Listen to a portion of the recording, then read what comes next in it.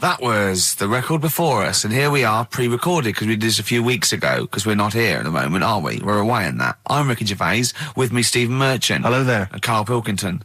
Well, he's not actually with us. No. He'll be in some of the best of clips that will be coming up shortly. Yeah, this is just us, isn't it? This is just us. We did this, when did we do this, Rick? A couple of weeks back. Hold on, what is it? It's the 27th today. Yeah, I enjoyed Christmas. I loved Christmas. I loved Christmas. I had a great time. What did you get?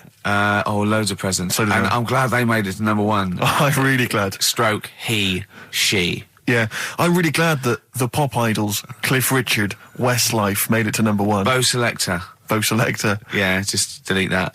Yeah. Okay, well, we're going to play some of the best of, some of the greatest moments of the last 3 weeks. Yeah. Ever heard on XFM 104.9. What about this? Do you remember this one? Oh, which one is it? I'm Ricky Gervais, with me Steve Merchant. Over there, Karl Pilkington. The man who believes anything. I think it might be a condition due to his little round head. Mm-hmm. It's sort of like, it might be a new condition that we can call cranial spherity. And because it presses on his lobes, and the only sort of upshot of that is he's normal in every way, but he believes everything he reads or sees on Anna Nova. All right? Talking of which, Rick, I don't really follow the news. No. It's mainly boring, isn't it? Wars and stuff. Yeah. But I don't know. Well, yeah. Well, it is a war. It's all this nonsense before and after. When it's a war, it's, it's in the middle of the war. You can watch it on telly. True. You get results. True. You know what I mean? Like, do you know what I mean? Yeah. Like a test match or something.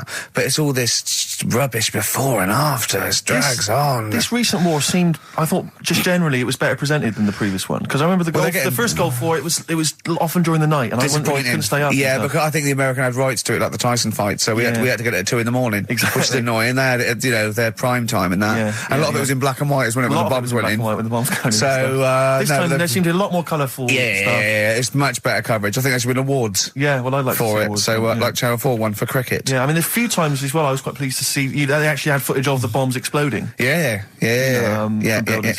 No, good. Well done. Generally, good on you. Well done. Good on you. Yeah, it costs a lot though, doesn't it? It isn't a costly War's thing. a lot more when you got something like a Jimmy Carr game show, which probably costs about $100,000. Yeah, like half an hour war costs millions. It's almost as expensive as like Terminator 3 or something. Yeah. But I mean, But then you got to have variety. Exactly. Sorry, Steve, you were talking, mate. Well, no, I just wanted to make sure you're aware that the World Elephant Polo Championships have taken place. I did get it. I think they mentioned it on. Yeah, we won, didn't we? England won.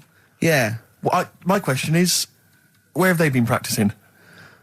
I don't know. Do you remember ever at school anyone ever saying to you, "Are you interested in playing polo with elephants?" Do you reckon it was 5 blokes in pith helmets kept sneaking into a whipsnade? Possibly. What are you doing, lads? We're practicing. Get down. Yeah. Get off them elephants. Yeah. I didn't even know we had a team. I can't believe it. No, but it's like Johnny Wilkinson and the rugby lads. They're going to get MBEs, all sorts. The elephant polo boys, nothing. They're going to get nothing. I haven't seen the sun talking like them. To be fair, it's not like horse polo where I don't think there's a stick long enough. I think the elephants kick it, don't they? I think you might be right. I think they're not allowed to use their tusks. They burst it, weren't they? I think they go, start again. Raheem! Yeah. What do you mean the elephants kick it? All right, I've opened a can of worms here. Normal polo on a horse, they have like mallets. Yeah, they whack them, right? But I think it's obviously they're too high up. I think I might be wrong, but I'm pretty sure they just train the elephant to kick it. So why are people talking about? Why not just let them have a kick about without? And why does horse racing have to have a jockey? Well, they just let the horses go on. Okay, lads, no cheating. On your marks, get set, go. Get back here. Get back here. Brilliant. Yeah. Play record. Right, Adams? Yeah. Yeah. Oh, this is absolutely fantastic. His version of Wonderwall. If you've not heard it yet, you'll be loving it. You'll be loving this. This is the Best Of Show on XFM 104.9. I'm Ricky Gervais, with me Stephen Merchant. Yes. I hope you're enjoying the Best Of. There's a fella who was in a coma for 20 years. Just they kept like taking him through like the normal day. They take him to Alton Towers and stuff. Doesn't know anything about it. Just kept going through the motions. Don't know if they kept charging him. Kept putting him through all that. He eventually came out of it. 20 years. And went, stop taking me to Alton Towers, it's shit. I just thought, imagine how much stop post he making... had. Eh? How much post?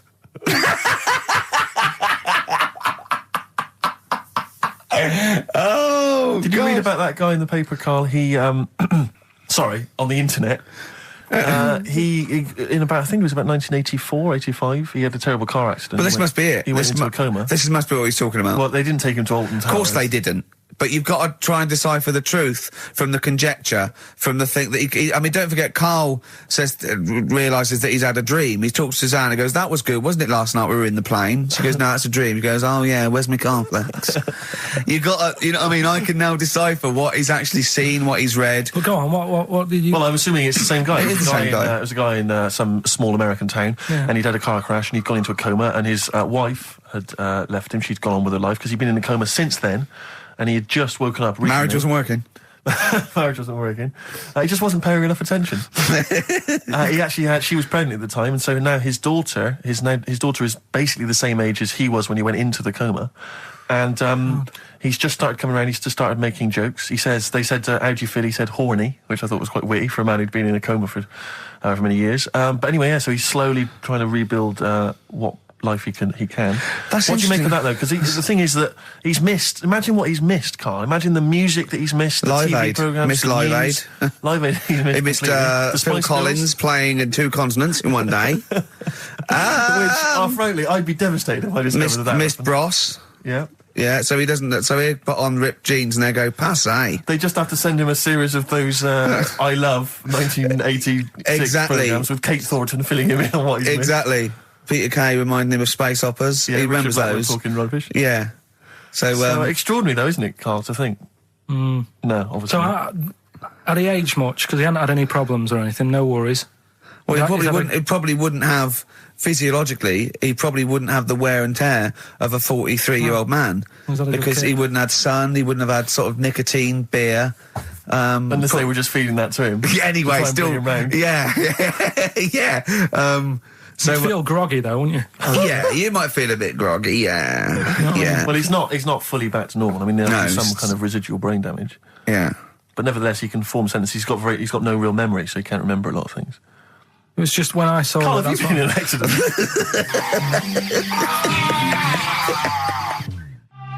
The brilliant Blur, Out of Time on XFM 104.9. One of my favourite singles of the year, and that's another thing. We'll be playing our favourite singles of the year, as well as our favourite clips of our own show. Rick, I imagine if people have got a bit of Christmas money, they're wondering what they can spend it on. Office DVD? Well, other than that, these guys have got some ideas. What, adverts? Brilliant. XFM. Placebo, Bitter End on XFM 104.9. This is pre-recorded. We recorded this a couple of weeks ago, before Christmas. Hope you had a great Christmas. If you didn't, not our fault, really, is it? Nothing to do with us. Wouldn't have thought we'd have. We're aware of time because we've got plenty of cash now, thanks to a lot of you who probably bought the Office DVD. Yeah. Probably got and that if you in haven't stock. yet, and you've maybe got vouchers or money, still available. Still there in the shops. Still available. You can still make it the best-selling DVD of all time. Please. Please do. Yeah. Please do. I'll tell you what you want to hear, though, before you make your mind up. I'll tell you what, if you like this next clip, go and buy the Office DVD. I think you will. It's a brilliant clip. It's the one where we talk about, well, it is self-explanatory. Yeah. What's the best job you've ever had still, Carl? Talk like about it. Is still Paper round. Is it still the paper round? Yeah. That's ridiculous. No, it was good, though. If you look at it, like, you know, what I liked about it, you're your own boss. No, you're not. You're not your own boss. No, The news agent is your boss. All right. But then once you get out and you've got your papers and that, you sort of, you're on your Do own. what you want as long as you about deliver the stuff. papers exactly to the places he said you are in the time he said. Yeah. It's freedom, isn't it? Any jobs you wouldn't do? I've just thought of one that you wouldn't do. Go on. With your sort of mild homophobia. Well, I'm not. Proctologist. What's that? Basically sticking your finger at other people's arses. Right, well, I wouldn't do that, no. Why have you got to do that? What do you mean, why have you got to do that? Why does anyone need that doing? Because they got to look if they've got an arseache or something. Which trainee doctor makes that their speciality? Do you know what I mean? That must be, right, we got a place for proctologists, and it's you, Meadows. You came last. Oh, seriously, what? I'm not the arse doctor, am I? Yeah, you came last. Oh, I'm a bum GP. I can't believe it. Yeah, you got to, I can't believe this. Yeah. Tell you a job I don't like. What? I wouldn't want to be doing the woman, there's a little woman who sits in the little snack stall on Finchley Road station. Yeah. And I don't know how to describe it, really. She is surrounded by snacks. She can't move for snacks. It's Does like... it look like American Beauty, but with different... Not dissimilar to that. Yeah. It's a little hut on the station. And it's like, if you go to the seaside, you can put your head through one of those cardboard cutouts and it looks like you're a big fat person or whatever, and you can have your photo taken. It's like an equivalent of that, but it's just snacks everywhere. She's got bananas up to her chin. She's got chocolate coming down to her eyes, crisps either side of her. She can't move. She can't do 360 degrees. She's like packed in there. I don't know how she gets in there. I think they put her in there first, and pour in the bananas. Yeah. And then they go pour in the nuts. She has and 2 hours of makeup before they open. Exactly, yeah. Dressing her in there. Because I'll ask for something from the fridge, and she cannot turn her head to see. She has to go by feel alone, just to feel the fridge and get stuff out and pass it. And often I'll say, that's not what I wanted, but she can. You've got to let her off. It's extraordinary. Dear. But there's no music playing. Does she have there's to nothing. sell her way out of it? Exactly. If it's a slow day, she's stuck there till the next day. Yeah, it's like a world-breaking attempt. Yeah. Carl, what job wouldn't you want to do? Well, any job. You're a lazy... You're joking, aren't you? I've done loads of stuff. I'm quite happy now doing what I'm doing. Yeah? You look happy. Trying to think. You sound happy. Yeah, I mean, calm down. You on drugs?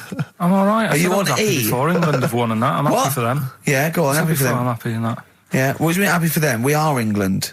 Happy for us. Yeah. I mean, we didn't play. I did very little towards it. No. It was mainly Johnny Wilkinson. Yeah, I and the barely other- contributed. Switching on the TV was about as much as I did. Exactly. And shouting, come on! Yeah. Talking about jobs and that, though, I was reading the other day about, rubbish jobs that people have had and I stuff. haven't got time when I'm at work, man. I just get on with it. I'm not squiddly diddly. Fingers in pies, different jobs. Go on. Do you know Ivor the Terrible? Ivan. He, His Russian. Yeah, that was the Welsh fella who was bloody awful, but not as bad as his Russian cousin, Ivan. Go on. he had a fella doing some work for him, right? This fella built his house. After it was done, right, the terrible fella was like... fella Ivan. He was going, oh, it's brilliant, you've done a good job there. Yeah. I don't want you to build another one like that. Took his eyes out. Just stopped him making an house like that. Another one. Blimey. That's bad, isn't it? Why didn't he take away his trowel? Then he could have seen, but he couldn't have built a house without a trowel. You can't build a house without a trowel. Yeah. Makes you I think, suppose he probably later thought that once he'd been nicknamed Ivan the Terrible. Yeah. He Go, thought, why? Because you gouge people's eyes out. Yeah, but I didn't want to build another house. I know, but Take his trowel away. What would I have been then? Ivan the Crafty at most. exactly, yeah. Ivan the Jealous, Ivan the spoilt brat. But Yeah. Ivan, gouge someone's terrible, eyes. isn't That is it? bloody terrible. I'm surprised you're not called Ivan the... Do you know what I mean? Yeah, you're going to go down in history like with Vlad the Impaler. Yeah. He's mainly remembered for impaling people. Yeah, he did a lot of other stuff. Did a load of great charity work he did. The Not impaling remembered. is the thing that's really gone down in history. When were you reading about Ivan the Terrible? No, it's just or little Ivor the stories. Terrible is the thing you remembered from this informative article. No, it was just little bits like that. Talking about him, there was a thing about someone who worked for that fella who painted the ceiling. Sistine Chapel. Yeah, there was a thing, a woman who worked for him in his house. And I love how you assimilate information when it's just bordering on the academic or just the interesting and true. It's wonderful. Ivor the Terrible gouged someone's eyes out 'cause built him an house. That fella who painted that ceiling had a woman work for him. Imagine if you wrote that down in an essay. Imagine if you wrote that in a school essay. Well, you'd probably end up with not getting a grade or... or thinking you turned out to more than you had. Exactly. Anyway, the woman who lived with... Yeah, the woman who lived in a shoe. Go on. yeah, there was this woman who lived with him, and she used to go out and do all this shopping and that. Yeah. But because she couldn't read or write, he used to have to draw everything that he wanted. Why couldn't he just tell her? I don't know. No, but no, wait. That's an excellent point. Could she talk? Yeah, but if it's a big list and that, loads of different coloured paints. But why and couldn't stuff. she draw on a piece of paper? Why did he have to do it? Because he's a better drawer, isn't he? That's the point. That's it. That is. We were just looking for the logic of the story. You found it. You've done it. Play a record. This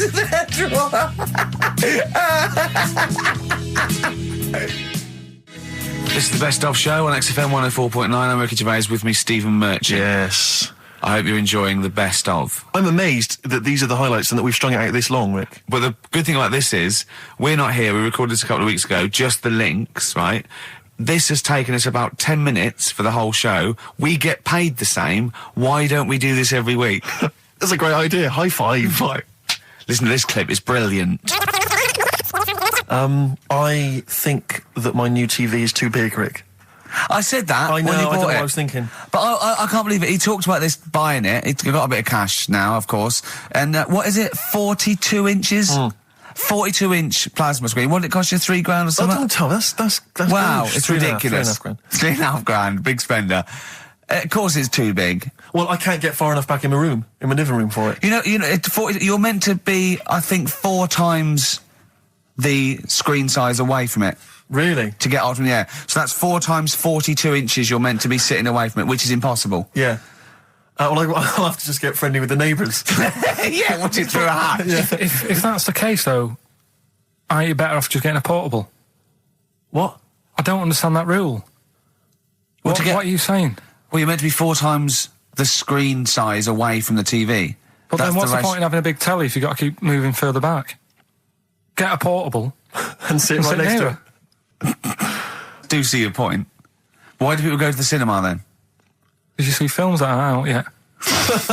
Fair enough, he's got you there. Done. I'd tell you this, though. I had it delivered, and, are you supposed to tip delivery men? Of course you are. I don't know. You said I've never had anything delivered before. I never spent that much money. Not if it's a courier with an envelope, but if it's a bloke who's struggled up the stairs, two fat blokes with a fridge, then give him a £5 for a drink. But the problem was, I didn't realise, and I was thinking to myself, I wonder if I've got to tip him. And the guy was leaving, and my mobile phone went off in my pocket, and I reached in to get it. He put his hand out, thinking it was going to tip. I went, it's just my phone. And I felt terrible after he left. I didn't know. What was I going to do? Run down the street and offer him a £5? No, of course not. No. I'm not made of money. I just spent it on TV. Yeah, I've got no money, mate. Yeah. I just spent it all on this. I had to clean out my jar, everything, the drawers. Yeah, I'd take some bottles back. The problem was it took me forever to wire it in. I thought I'm not going to pay for someone to wire it up, So it took me about 3 hours to wire it in, and it was huge. And I got it switched on, and the first programme that was on when I got it wired in was Bargain Hunt. I'll tell you this, David Dickinson's tan almost took me eyeballs out. It was incredible. It was like X-rays. It was extraordinary, the glow. I know, a huge plasma screen with this orange thing coming out, and he keeps turning to the camera, doesn't he? Just to get you. Yeah, he turns away. You get a bit closer. They go, "What's he doing?" He just turns around, takes the cornea off. What do you think, Bargain Hunters? Bargain Hunters. Oh dear, that's why I'd buy a plasma screen to watch Bargain Hunt. I mean, it's ludicrous. This is the problem, is because what do you watch? I mean, have you watched anything that's been worth having? The only thing I've watched really worth watching. 24. Well, 24 works great, but also films. Obviously, that's the main reason I bought it, because films just look amazing on there. Yeah, DVD on the plasma screen. If you're into films and that, it's just that I only, I've just got the 5 channels and flicking about, and I'm not impressed. I mean, I can understand why more people listen to radio and stuff. Yeah. Well, not this one, but go on. Well, when was it? When was the last time I sort of sat down and had time, because I'm always busy doing stuff and that. Sure. Moaning takes up about 3 hours a day. When did Wimbledon finish? A couple of weeks ago. Right. Found myself sat there, right? I'm not having a go. I know we've stopped Cheeky Freak of the Week and all that, right? So I'm not going to be having a go. Christ, I sat there. I'm scared. No, I'm not having a go. You've always got to remember that. Go on, just get on with it. Get on with it. I'll apologise after. I'm just saying, watching Wimbledon, it wasn't, one of the major games. It was little fellas in a wheelchair having a game. Little fellas in a wheelchair. Right. But for me, I mean, great. They're doing a sport and everything. Don't put it on the telly. What was up with it? There wasn't like a rally going on. No, do you know what I mean? Do you know normally, Christ. like with the well, not to Enman, but with some of the other with some of the other players and that, they're playing for ages, aren't they? It's like, who's going to win this and that? Yeah. None of that. It was just like, hit it, net. Oh, Christ! Oh, God! I don't know what to do! And people would like sat there watching it as well when they've got other games going on in there. That's what I couldn't understand. If you've paid your money to get in, I mean, like I say, good on them if they. Do you know what I mean? But it would have been. And they all start first in the marathon. I just thought it would have, give them a game of swing ball or something. Yeah. You know what I mean? No, yeah, I understand. Oh Oh, God. There's never anything on. XFM in the community. Let's play a tune. Ricky Gervais, Ricky Gervais. Don't put my name to this last link. Don't put my name to this last link. Ricky.Gervais, xfm.co.uk. Oh. Magic, Virgin, if you're listening, we are available probably sooner than we thought. That was Radiohead and They're There. We're Not Here, all right? Pre-recorded. Coming up is one of Karl's little film things where he puts himself into a film. It's his favourite film. It's Kes. Enjoy it. I love the fact that in pole position, in positions 1 and 2 of his favourite films of all time, it's The Elephant Man and Kes. Yeah. That's brilliant. Yeah. Go on. All right. Am I leaving the mics open a bit when this is going out? or what? Yeah, let's have a listen. Yeah? All right. So don't talk then, right? Just put that hot dog down, Rick. And this is the bit in Kes where it's the teacher and he gets up and he has to Glover. talk. What's his name? Is it Brian Glover? No, it's What's the other teacher. The other one. Anyway. All right, go on. All right, so here we go. Things that had actually happened. I've got another one. What about you, Casper? Casper! All right. All right? All right. You haven't been listening to a word I've said, have you? Yeah, I heard some of it. Yeah, you Some of it? just... Stand up. Always somebody, isn't there, eh? Right, now you're going to tell us a story about yourself. What sort of story? I want you to think of an incident that happened to you sometime in the past that is true and that you think will interest the rest of the class. All right? All right. What about... I work on a radio show at the weekend. Well, are you going to tell us about it? I'll just do... It's 2 hours, and it's with Ricky Gervais and Stephen Merchant, and just sort of play music and, you know, tell stories and stuff. What kind of stories? Well, whatever. Like last week it was science. We were talking about this lad who was growing a knob on his arm, so it's weird. It's tricky, sir, because, like, with Ricky, he gets bored quick and he won't listen to the stories and he'll start squeezing my head. All right. I'm not interested in what he does. That isn't normal, is it, sir, that? I mean, it sure is a bit gay. Is he?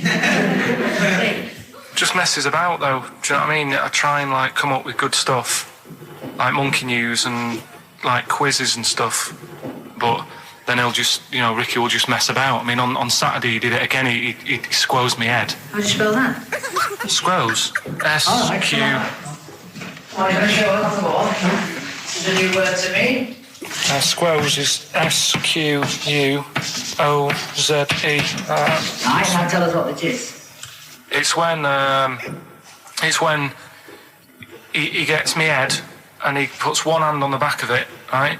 And he puts the other hand on the front of it and he just sort of swivels it. Swivel, right down the front. Oh, swivel's not it's spelled S-W-I-D. How many times a day?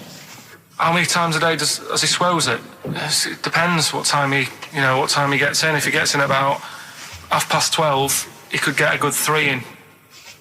But I think, you know, I don't really want to talk about. You've done enough, don't you? Well done, Billy. Big round of applause. That is the effort. Yeah. Wow. That's the best thing you've ever done, Karl. Darkness growing on me. Love that. Love the darkness. This is the Best Of Show on XFM 104.9. I'm Ricky Gervais, with me Stephen Merchant. Yes. I hope you're enjoying the Best Of. Now, Rick, you may remember that last week we opened with some quality knob news. Knob news, yeah. It was Hitler's knob. Hitler's knob was one of them. That just sparked off into a whole bunch of other kind of knob-related discussions. Yeah. And I'm pleased so far to see that we're almost at the halfway mark for this first hour. And so far we've only talked about nudity and/or todgers. Yeah. So excellent work from us. Well done, lads. Yeah. I'm looking forward to Dr. Fox and the rest of the Sony award committee listening to this one. Yeah. But more knob news. I don't know if there's a jingle for that, maybe. You nearly had the eye out. Knob news. Knob news, excellent. This is an extraordinary story. A woman tried to sue her bosses for £210,000 after finding a cooked penis in a canteen stew. Hospital cleaner Sophie, something, I can't quite pronounce that name, was eating goulash for lunch and could not cut one of the lumps of meat. Oh, you can see where it's going. I've got so many questions already. I know. She picked it up and tried to chew it, but it was too tough. Then she inspected it with workmates who all agreed it was a penis. Imagine that discussion. Yeah. Miss McLata said she vomited for the rest of the day, instantly became a vegetarian, and had to have psychiatric help. It's not known whether the organ was from a human. The case continues. Well, it can be found out, so that's one thing. Obviously, the doctors aren't confused. They're not going, I don't know, I've never seen one like it. Yeah. Also, why is she eating goulash? I know. I mean, that's my first question. Why? Yeah. You got lunch. Oh, what do you want? I don't know, I fancy some goulash. Yeah. Oh, some gooly lash. Goulash, Thanks very like much it. indeed. Lancashire cockpot Oh, is on the menu. Brilliant. Only £5.50. Wangers and mash. I'd love some wangers and mash, please. Coq au vin. Coq au vin. It's already done for There's you. some. There's wangers and mash, coq au vin, Lancashire cockpot. That's just off the top of our brains. Yeah. So if So you've got if any you of your wanna- own, keep them to yourself. We're not interested. What do you make of that knob news? And it's in a hospital. Oh, yes, it was. No, hospital cleaner. You're right. Hospital Oh cleaner. God, I know how your mind's thinking already. There's been a mix-up. What kind of mix-up? I love that. What some bloke's gone in, some lesbian's gone in, wanting a sex change. She's got a carrot for a cock. Bit of stew and steak. Stewing steak. Oh, that would be great. 50 Cent in Da Club on XFM 104.9. We're playing our favourite singles of the year, Yep. and we're looking back over some of our favourite clips of the year. I'm Ricky Gervais, Steve Merchant, and Karl Pilkington. Not done a lot. Maybe you should earn your money as you get to Mondays off for this 2 hours of nonsense. What are you on about? I've done loads of stuff. Yeah. But same old.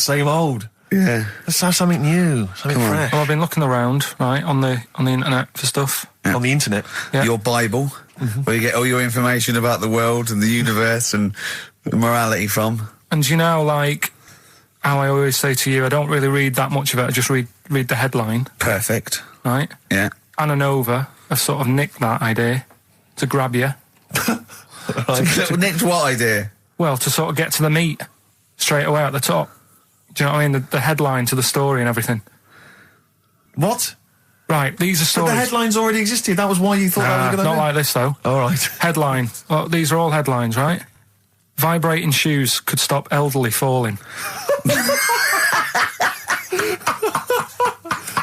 Do you know what I mean? Oh, God. You don't need... Vibrating shoes could stop elderly falling. Yeah, that's the story. You don't need to read on. That's what I'm saying. Well, Right, could you because read on anyway? Can't be bothered. You know Read what I on mean? anay. Well, Read- you have a look at that in a bit, right? All right. So, like, Okay, it's so what interesting. this is frustrating radio if you're sitting at home. No, well, but it's not on. They've turned it off. If you want to know more, you know where to go. That's what I'm saying. That's what they should do in the news. Get the news done in Bong. a minute. There's a good story about Iraq. Right. Bong. Look it up. shoes. Look it up on the internet. Anna Nova. Give us another bong. Bong. Family sick of living on Butthole Road. Oh, brilliant. Bong. Man wears same shoes for 60 years.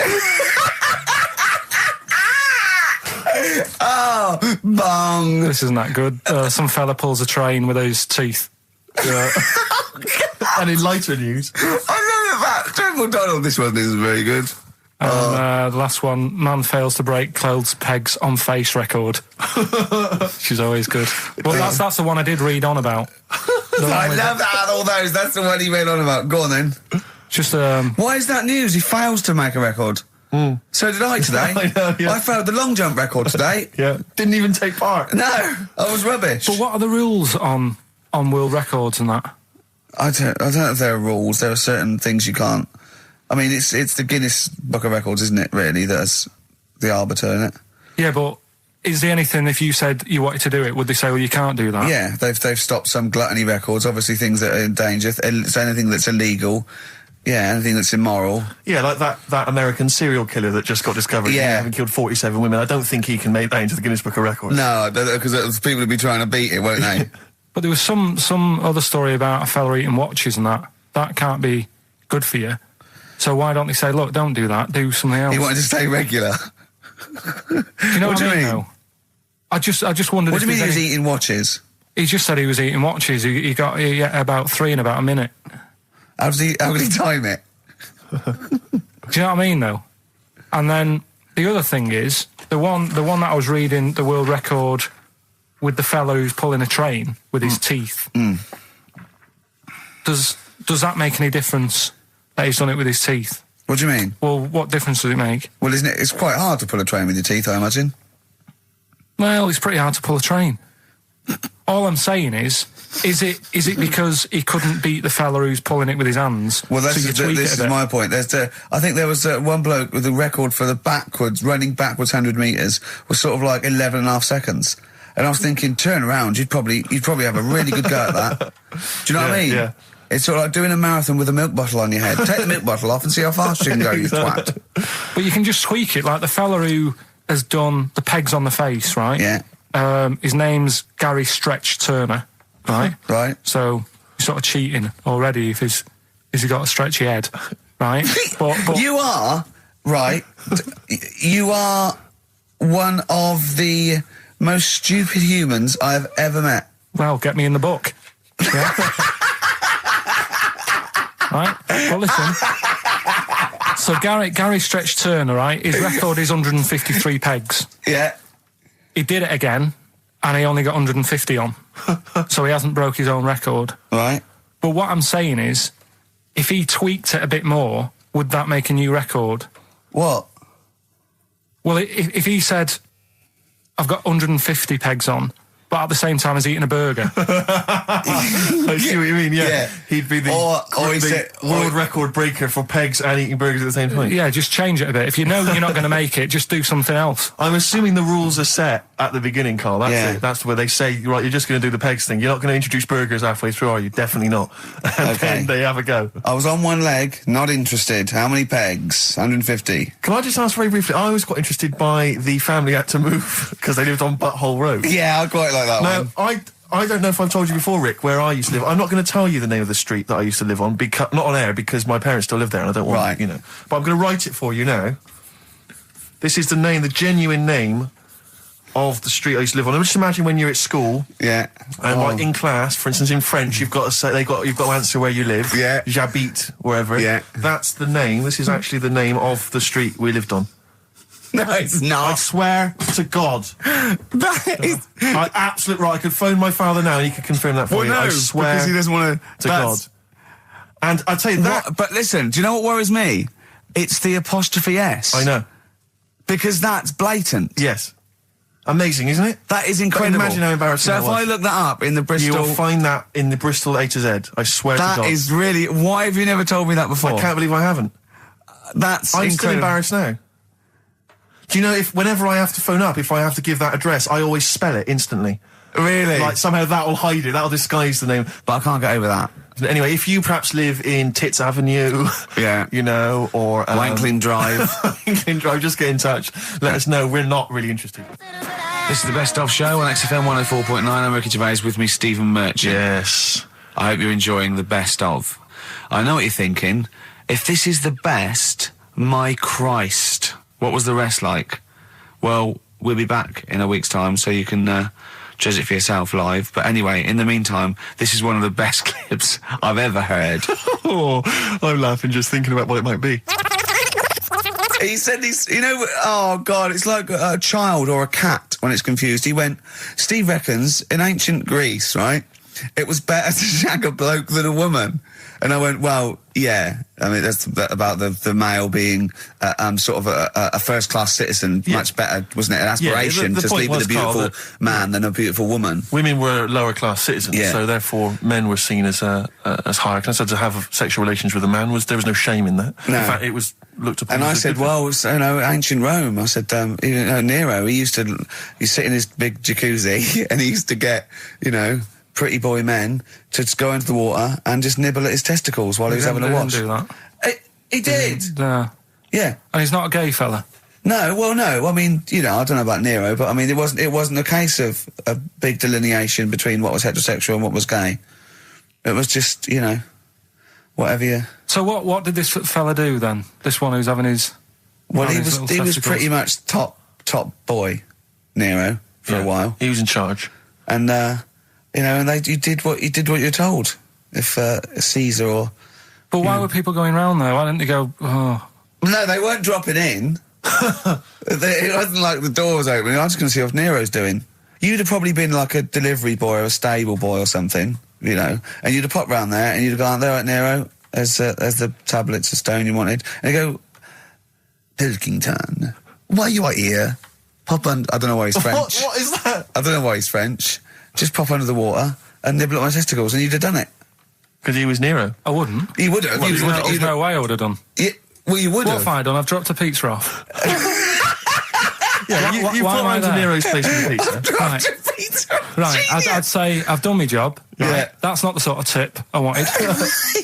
No, he'd have said, get the little baldy chap to nibble at my testicles, and you'd have been under the water. I wouldn't have done it. No, Well, I you don't might put my head on the you'd wall. have Near done it. it, right. No, I wouldn't have done Well, it. So. can I just say this, Steve? Not only would you be nibbling his testicles, you'd have been going mad. You'd have been noshing him just for extra. You'd have been doing everything he wanted. You'd have been going, he'd have gone, I didn't ask you to do that. You'd have been going mental. They'd have been chewing, slurping, smacking, poking. You'd have chopped, you'd have gnawed his packet off. You think you're eating Walker's crisps. There'd be bubbles, there'd be flood. Oh, it would be horrible. That was Bowie and Waterloo Sunset. Love that. Love the original. Love Bowie. Bowie was my gig of the year. These are my singles of the year. These are our clips of the year. I'm Ricky Gervais, with me Stephen Merchant. We're just picking some lovely little bits and pieces. Do you remember when we talked about this? That's the sort of thing I think we need now, right? We've covered a lot of stuff. What, But education? teaching, yeah. Well, okay, what do you want to know? Don't know. Have you got just- something? Can you educate us on anything? I've been reading bits So and could we bobs. bring back just for one night only, educating Ricky? Oh, I'm excited. Yeah. Do you think it warrants that? I don't know enough about it. You know what I mean? About what? It sounds perfect. Play the jingle. Educating Ricky. He's getting smarter. A couple of things happened in the week that I read about. Okay. Keeping up on what's going on in that. Sure. Yeah. One was about that Galileo fella. Okay. Was it about 1636? Was it? I think it might have been not earlier. bad. Go on. Did some stuff with light and that. Yeah, he did lots of physical experiments, yeah. Is that it then, Carl? Is it? He did some stuff with light and that. What did he do with light? What was that? Well, I think he invented the first... Telescope. Telescope. So I think it's a particular lens, though, and he did experiments where he dropped famously two different weighted balls from Pisa, and they hit the ground at the same time, showing that it doesn't matter, the weight doesn't matter, but air resistance does, and stuff like that. I think he probably explained it a bit better than that. Yeah, but I'm talking to Carl. Sure. Did they need to know He's stuff? just thinking about pizza. Yeah. Did they need to know stuff like that back then? What do you mean, did they need to know stuff like that? It's just... There weren't people going around going, I've got to drop these two things off the Leaning Tower of Pizza. I just don't know which one's going to land first. Yeah, I need to know. Why do you need to Bring know me that? Galileo. Yeah. It's for a bet. Yeah.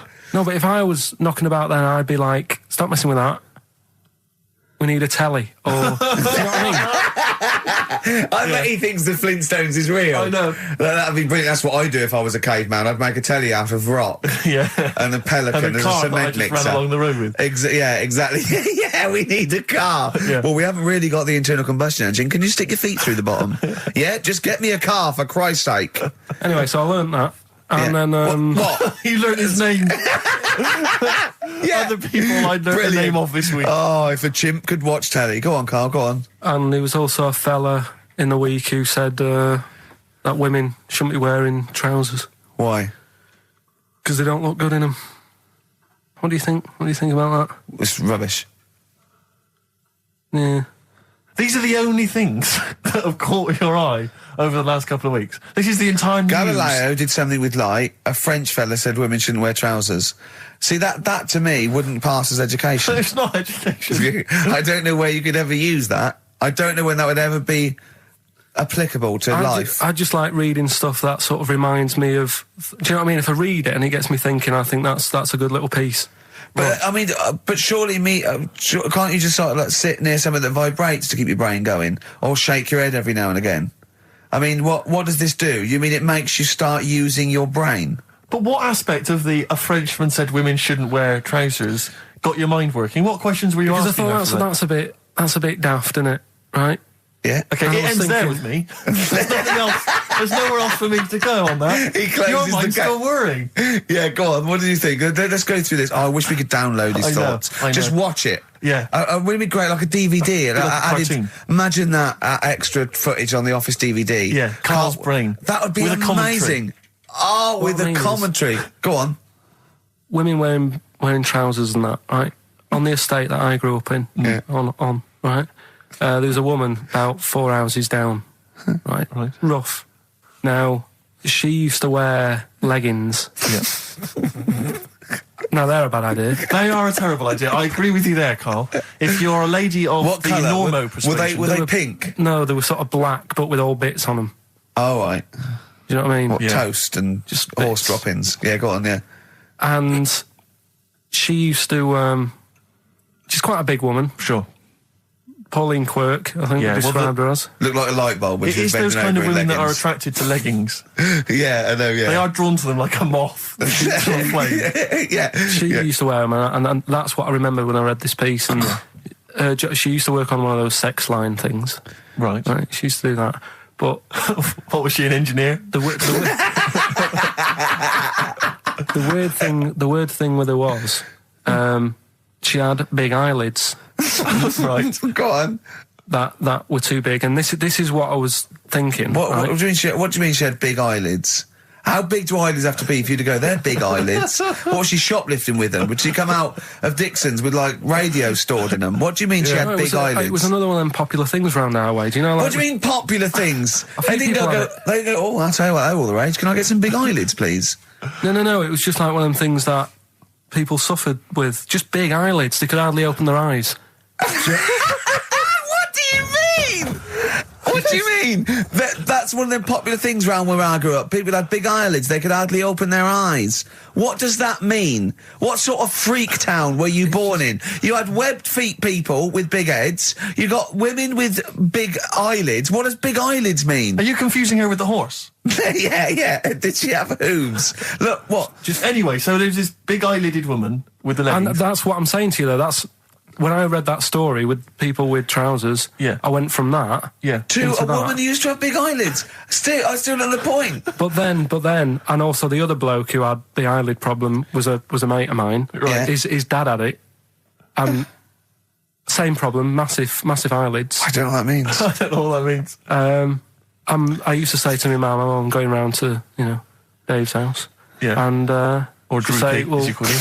that's all right, but make sure his dad doesn't take you out in the car because he could hardly see. He had to have his head. He had to tilt his head back to keep his eyelids Make open. sure! Did he have a couple of matches with him at all times? What a load of gobbledygook. well, that is- But this began as educating Ricky. I know, So it's what- like he was people thinking, with eyelids. But it's like you're supposed to make that leap as well. If Yeah. I mentioned the trousers, Ricky will probably be thinking about people with big eyelids and women wearing leggings. Play a record, Carl. This is the Best Of Show on XFM 104.9. I'm Ricky Gervais, with me Stephen Merchant. Yes. I hope you're enjoying the Best Of. Like I said to you though, the reason I did this Yeah, was to get that kitchen, right? Now, brilliant. as we speak now, right? Builder's in the flat. He's been annoying me. Of course he has. Of course he has. What's he been doing? When he turned up on Monday, right? Yeah. Wanders in, and the first thing he says to me is, said, "The pub across the road, is it any good?"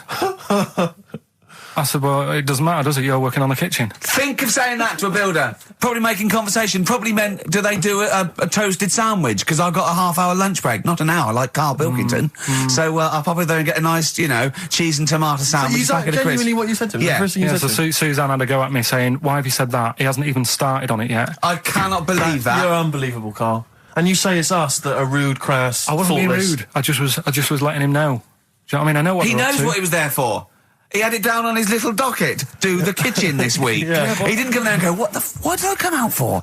Was it to go to the pub for a week? Why am I wearing these overalls? Yeah. Who's the little bald mank twat insulting me? Let me just check. Let me call the head office. I wasn't having a go though. I mean, they should have finished it yesterday, and they're Yeah. there now.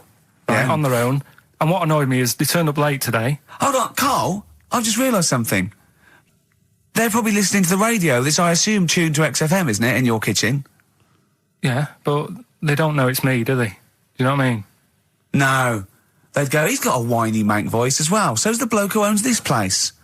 And the bloke who owns this place, when I said, what's that pub like across the road, said, well, you won't be bothering that. He's working on this. No, he won't be able to put two and two together, will he? You've suddenly, the penny's dropped, doesn't it? You've suddenly realised. Look at his face. Yeah. He's suddenly realised they might know it's him. And they could be listening, and they're going to clean you out, mate. Oh, if you are the builder working in, where is it? I won't say the address, but it's, Central London, isn't yeah. it? Go Yeah. mental. Have whatever you want. Opposite Seriously. that pub that you Yeah. like, that you're... That He'll probably be in there now, so he won't be listening. Or insulting, You know what I mean? insulting a That's a further British insult. workman. He should So have been in just go today. mental. He should have been in at 8 this morning, Just which annoyed go me anyway. mental. Why? I really don't understand why they've got to start so early, right? Yeah. But he said he'll be there for 8, turned up at 9:30, right? Wanders in, and what annoys me is he could have left all this downstairs. He had a paper under his arm, Yeah. one of those crossword books, and a pot noodle. Now, I'm not being funny, but most of them take quite a bit of time. A crossword book, he's not happy with just the one that's in the paper. If you're listening, if you are the builder that's listening now, doing Carl's flat, what about pissing in the laundry basket? That was Jane's Addiction. This is the Best Of Show on XFM 104.9. I'm Ricky Gervais, with me, Stephen Merchant. Yes. This was a clip show. We recorded this a couple of weeks ago. I hope you had a Merry Christmas. It's not over yet, because tonight at 9:50 is the second part of the Office Christmas specials. It's brilliant. Watch it, and we'll be back next week live. I'm Ricky Gervais, with me, Stephen Merchant. Bye. Have a great new year.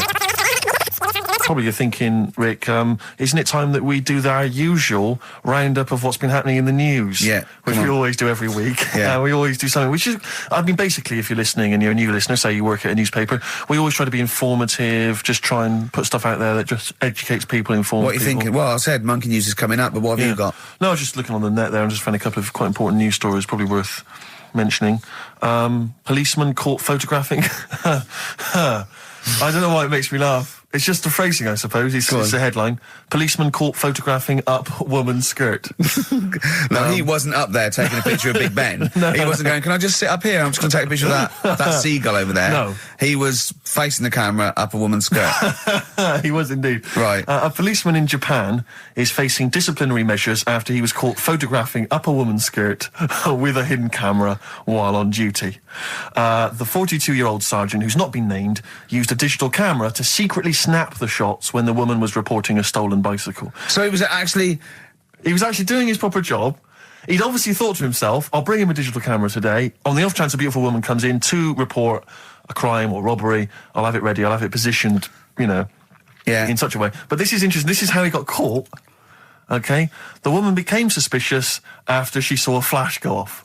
Brilliant. I mean, this Not so secret at all. Sorry, did I just see your shoe? Your shoe just seemed to just spring into life there. It was light. There was light. Yeah, I in your think shoe, I've had wasn't someone set fire to some magnesium that was on the end of it. It won't it's happen only- again. Well, it's only you and I in here, and your shoe was just suddenly lit. and Why are you almost got standing like blinded. that? Why is your shoe just sort of like between my feet? There's no reason. This is There's how no I reason. always stand. Just what did the bike look like? Flash?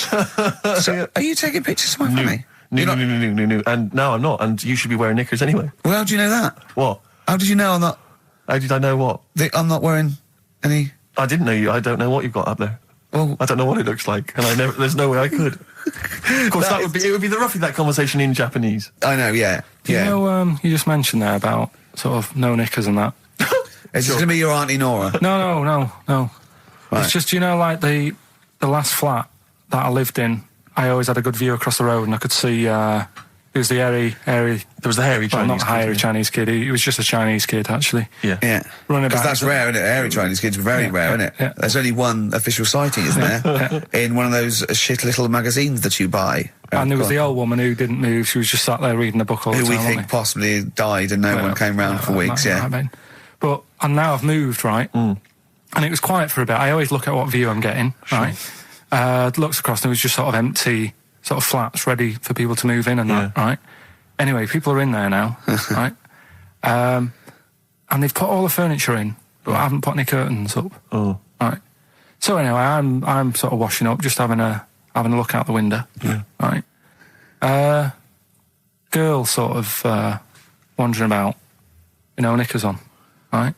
With no knickers on. You mean No naked? knickers. Well, she had a bra on. Right, okay. But, She's no probably knickers. looking for her knickers. So I thought, oh. And I don't know how long I was looking, No. right? But anyway, she looks across. Oh, God. I think she spotted me. Yeah. I think, oh, God. I felt really bad. Yeah. I said to Suzanne, Sorry, is this some sort of Peeping Tom confession? No idea. well, it's not, that's the thing though. Peepington. If I was peeping, she was peeping as well, because she was looking over. Works both ways, doesn't it? Yeah, but yeah, all she could see of you was your bald head. Yeah. No, but And your this hands is it. moving as you were washing up. And some white-looking substance frothing up. Particularly stubborn stain on this glass. Yeah. Oh, God. Imagine that. Imagine if she looked across. I'm assuming your sink is lower than the window.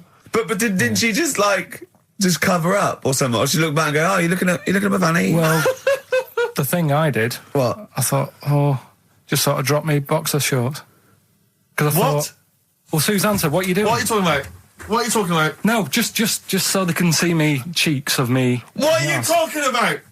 No, because I thought, if she thinks I'm walking about in the nude as well, then we've both got something out of it. Carl! This sounds like a bad excuse in court. I know. So sorry, you were looking at a woman dancing around naked, right? So the only thing you could do was immediately drop your boxer shorts. So she looked across, saw you fully clothed, saw you took your No, boxers she off. wouldn't have done, because it's sort of just the top half and the sink's at a side angle, so I was sort of looking out. So This she is wouldn't have- genius. so she wouldn't have seen your trousers then anyway. No, she did. I moved in front of the window more. So you then made them... you actually climbed in front of the window. Oh, this is amazing! So you climbed in front of the window to show off No, your it wasn't naked obvious. lower half. Suzanne said, what are you doing? And I I bet said, she did. What are you looking at? I sent you in here to What clean up. are you doing? I'm just taking my trousers down, stand over the window. Why? Because there's a naked woman across the road. What do you think I'm doing, Suzanne? I'm exposing myself while looking at some free fanny. leave it. What's up with you, Suzanne? anyway, Wait a minute, can I just check? A final question. What did the woman across the way... What happened? What was her I reaction? didn't look again. I just thought, you've seen a bit of action as well. We're both happy. Let's leave it. Brilliant. So were you waddling around like a penguin with your trousers around your ankle? I just was walking about, and Suzanne said, what are you doing? I said, I'll explain to you in a bit, but don't look out the window, because then it's Excellent. obvious. Then he sees that she calls her husband to look at Carl walking around naked. He goes, oh, she's got a... Quick, Suzanne, get him out. There's only one with him. Get some more friends. They've gone one more. It's the best of. You've been voting in all week, sending your emails. So here's the clips that you wanted. All right, so here's the first bit. What's the best job you've ever had still, Carl? Talk like a Is it still Paper round. Is it still the paper round? Yeah. That's ridiculous. No, it was good, though. If you look at it, like, you know, what I liked about it, you're your own boss. No, you're not. You're not your own boss. No, the guy The who runs news the news agent is your boss. All right. But then once you get out and you've got your papers and that, you sort of, you're on your Do own. what you want can as long think as you about deliver the stuff. papers exactly to the places he said you are in the time he said. Yeah. It's and I did. freedom, isn't it? Any jobs you wouldn't do? Go I've just thought of one that you wouldn't do on. with your sort of mild homophobia. Well, I'm not. Proctologist. What's that? Basically sticking your finger at other people's arses. Right, well, no, I wouldn't do that, no. Why have you got to do that? What do you mean, why have you got to do Well, why that? does anyone need that doing? Because they got to look if they've got an arseache or something. Which trainee doctor makes that their speciality? Do you know what I mean? That must be, right, we got a place for proctologists, and it's you, Meadows. You came last. Oh, seriously, what? I'm not the arse doctor, am I? Yeah, you came last. Oh, I'm a bum GP. I can't believe it. Yeah, you got to, oh, I can't believe this. Yeah. I remember I was on I don't know if this is all right to talk about. I mean, it happened, so, you know, not worrying It's all about right to talk about. Everything's all right to talk about. But I was on the train, right, coming from Manchester back to London, right? Yeah. And got on it. It was like a Friday night, and it was heaving, you know, like the last train is and all that. And absolutely chocker. Right? Yeah. So I'm walking through the carriages, thinking, oh, is he in his seats anyway? Anyway, everyone's like, it's heaving, right? It's people stood up in the doorways. You can't get in the toilet and all that. There's not going to be any chair knocking about. You know, so walking through, and anyway, I see this one empty chair sort of in front of me, right? I think, oh, why ain't anyone sat there, right? I'll just rush to that, get myself a seat, plonk myself down, right, and sort of turn round, you know, see who I'm facing, you know, see who you're sort of having a chat with. Little fella there, right? Little, Down syndrome kid. Right. Sat there, and he goes, all right. And I thought, oh, right, not bad, but do you know what I mean? They're always talking, aren't they? You ask a lot of questions, right? So I was like, oh, here we go, 2.5 hours, and I couldn't get up because the thing is, that's obvious. Sure. Right. So that's like mean. I'd never want to be mean. Do you know what I mean? No. At the end of the day. So anyway, so I think I know. I'll go to sleep. Clever. Right. So I shut my eyes, and he leaves me alone. All right. So then my phone goes, and I think, right, what do? Do I ignore it, or do I open my eyes and see what it is? Anyway, I open my eyes. It's Ricky calling about something, about nothing probably. Actually thinking about it, wasn't even worth answering. Right. So anyway, but I'm awake then, aren't I? So he's like, hello, and I'm like, all right, mate. And he says, you're muscly. Right. Oh, God! And I said, yeah. And he goes, you know, why? So I said, no, just am. It's, again, stressing me out, because I was thinking, why am I muscly? I don't go to the gym. And, you know, I'm not muscly, I'm in good shape and that. Well. So then he wants an arm wrestle. On a crammed train from Manchester, so I've got another hour and a half of this. When you talk back, he'd soon have got up and left. If you'd have started asking him questions, he'd have got up and left with the drivel you come out with. So anyway, do you know when you're under pressure, you're thinking, well, he's said that I'm muscly, right? So do I do it or not? And there's people watching, you know, not joining in, not sort of having a laugh and that with me, just like watching but pretending they're not. Oh, and I'm God. at one of those table seats, and he kept saying, come on, I want to arm wrestle. So, and he was getting loud, and I thought, I best just have an arm wrestle. What do you mean? What do you mean? I best just have an arm wrestle. Well, what do you mean? Get it over and done with. I had to. If he's going to keep asking, I had another hour and a half on the train. Oh, God. So anyway. Oh, my God. I'm thinking who won. Well, I'm thinking, were people putting bets on? How was it working? It was stopped, and just as well, really. What do you mean it was stopped? Was it game? No. He was winning. I was struggling a bit, right? Yeah. And he was really like, you know, taking my arm down. And then he sort of let go and started laughing. And I thought, thank God he let go, because I would have made, you know what I mean? If I lost that, everyone's in the train looking, and all the rest of it. It's suddenly serious to him. He's got to win this. Anyway, Pilkington. But then he just, then we were chatting about favourite food and that. He likes sausages. And I said, you know, he said, do you like sausages? I said, yeah, they're all right. I like a bit of Chinese and that as well. And he was saying, oh, I can't have Chinese. Not allowed Chinese. Why? Don't know. He just said, it's not allowed to have it. But yeah, I had a good long chat about stuff and that. But so you enjoyed it in the end? In the end, it was all right. Yeah, it's just. What do you expect? Okay. No, but it's that thing, isn't it? It's whenever you're faced with something different, it's always awkward, isn't it? And that's the thing. You're talking about him now, are you? And I think I did all right, because everyone else was ignoring him, but I probably made his day pretty good. Yeah. We were a nice bloke. I like the idea that newlywed couple are probably thinking that's going to be a similar journey down to Cornwall. Karl Pilkington in the chair now. The talked about, the acclaimed Educating Ricky. Right, well, just in case anyone's new, doesn't normally listen. Yeah. Basically, I'm educating Ricky. Yeah. Do a bit of research in a week, find stuff, news, history, anything that's interesting.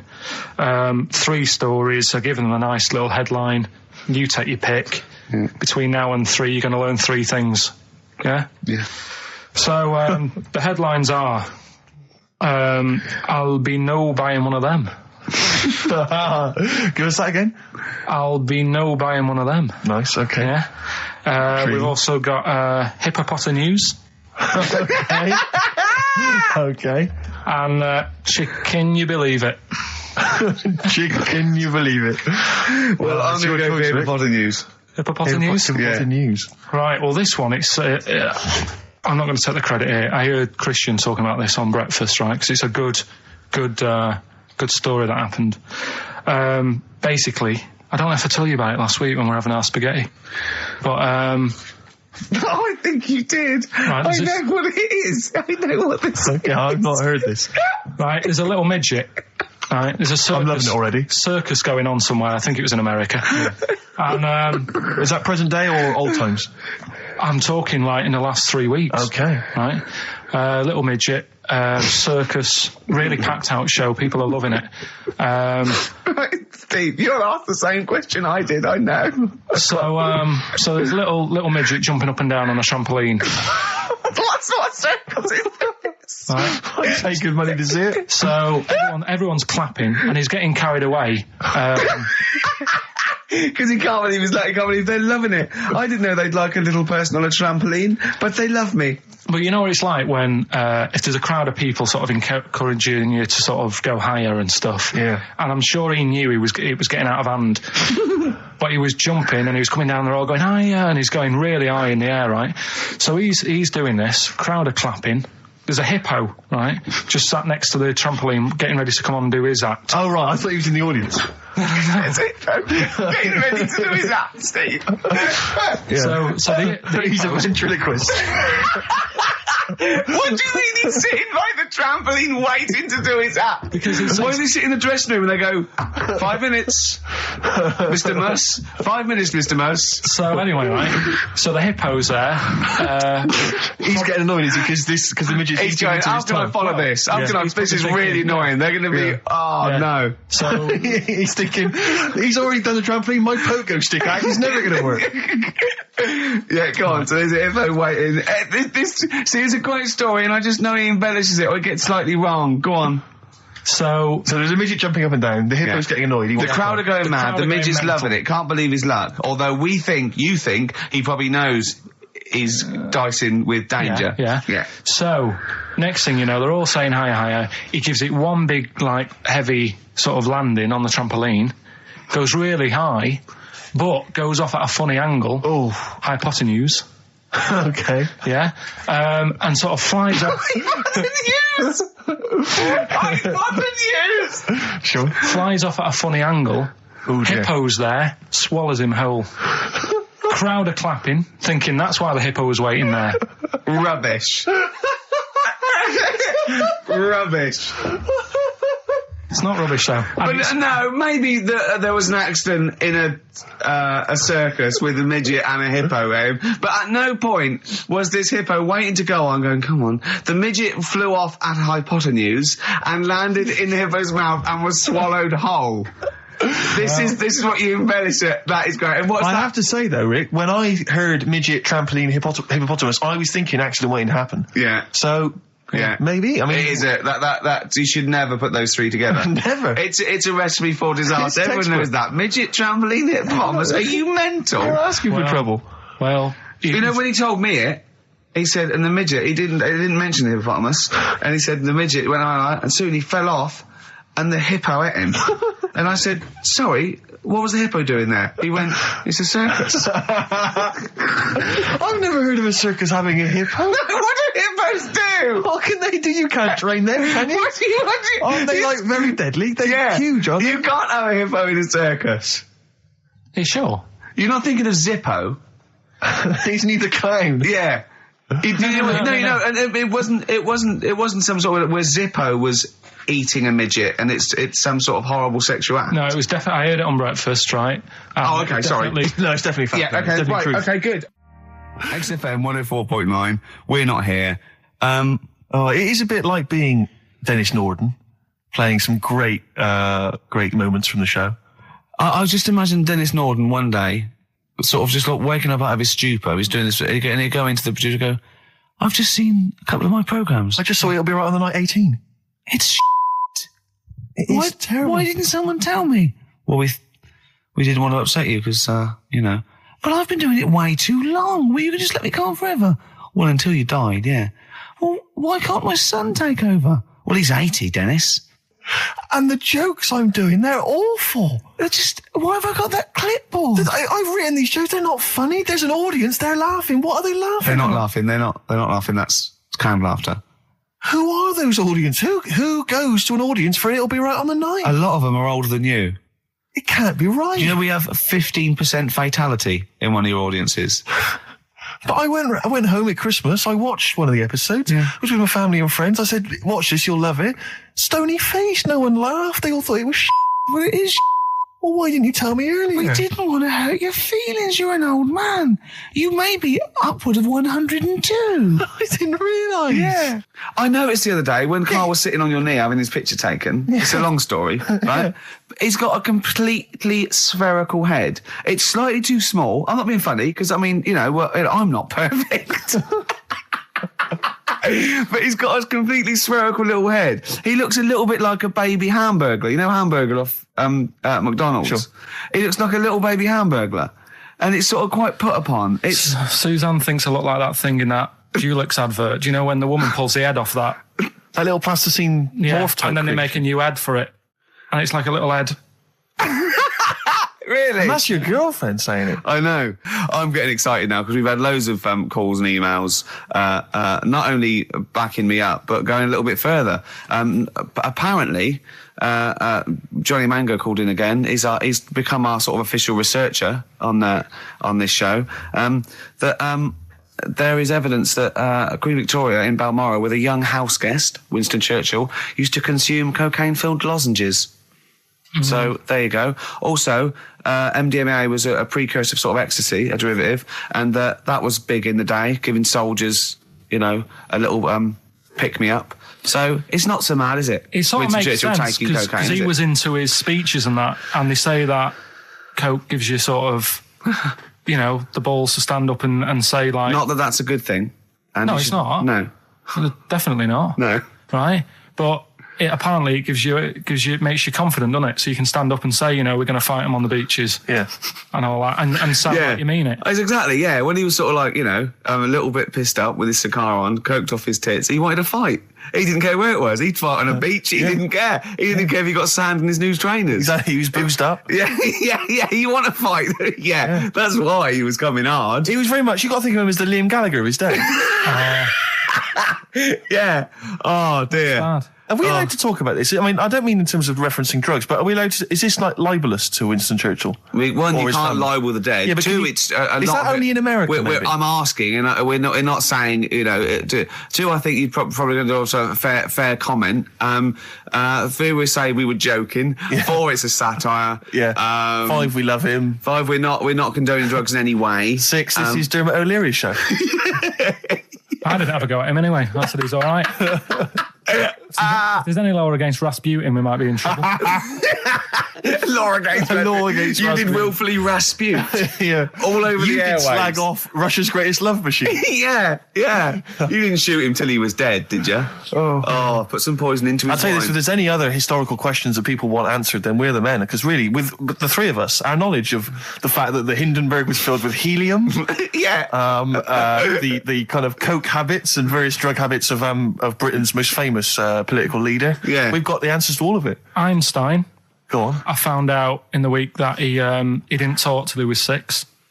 See, it's all these people who are weird. Churchill couldn't read, could he, till he was 8 or 9? Really? Yeah.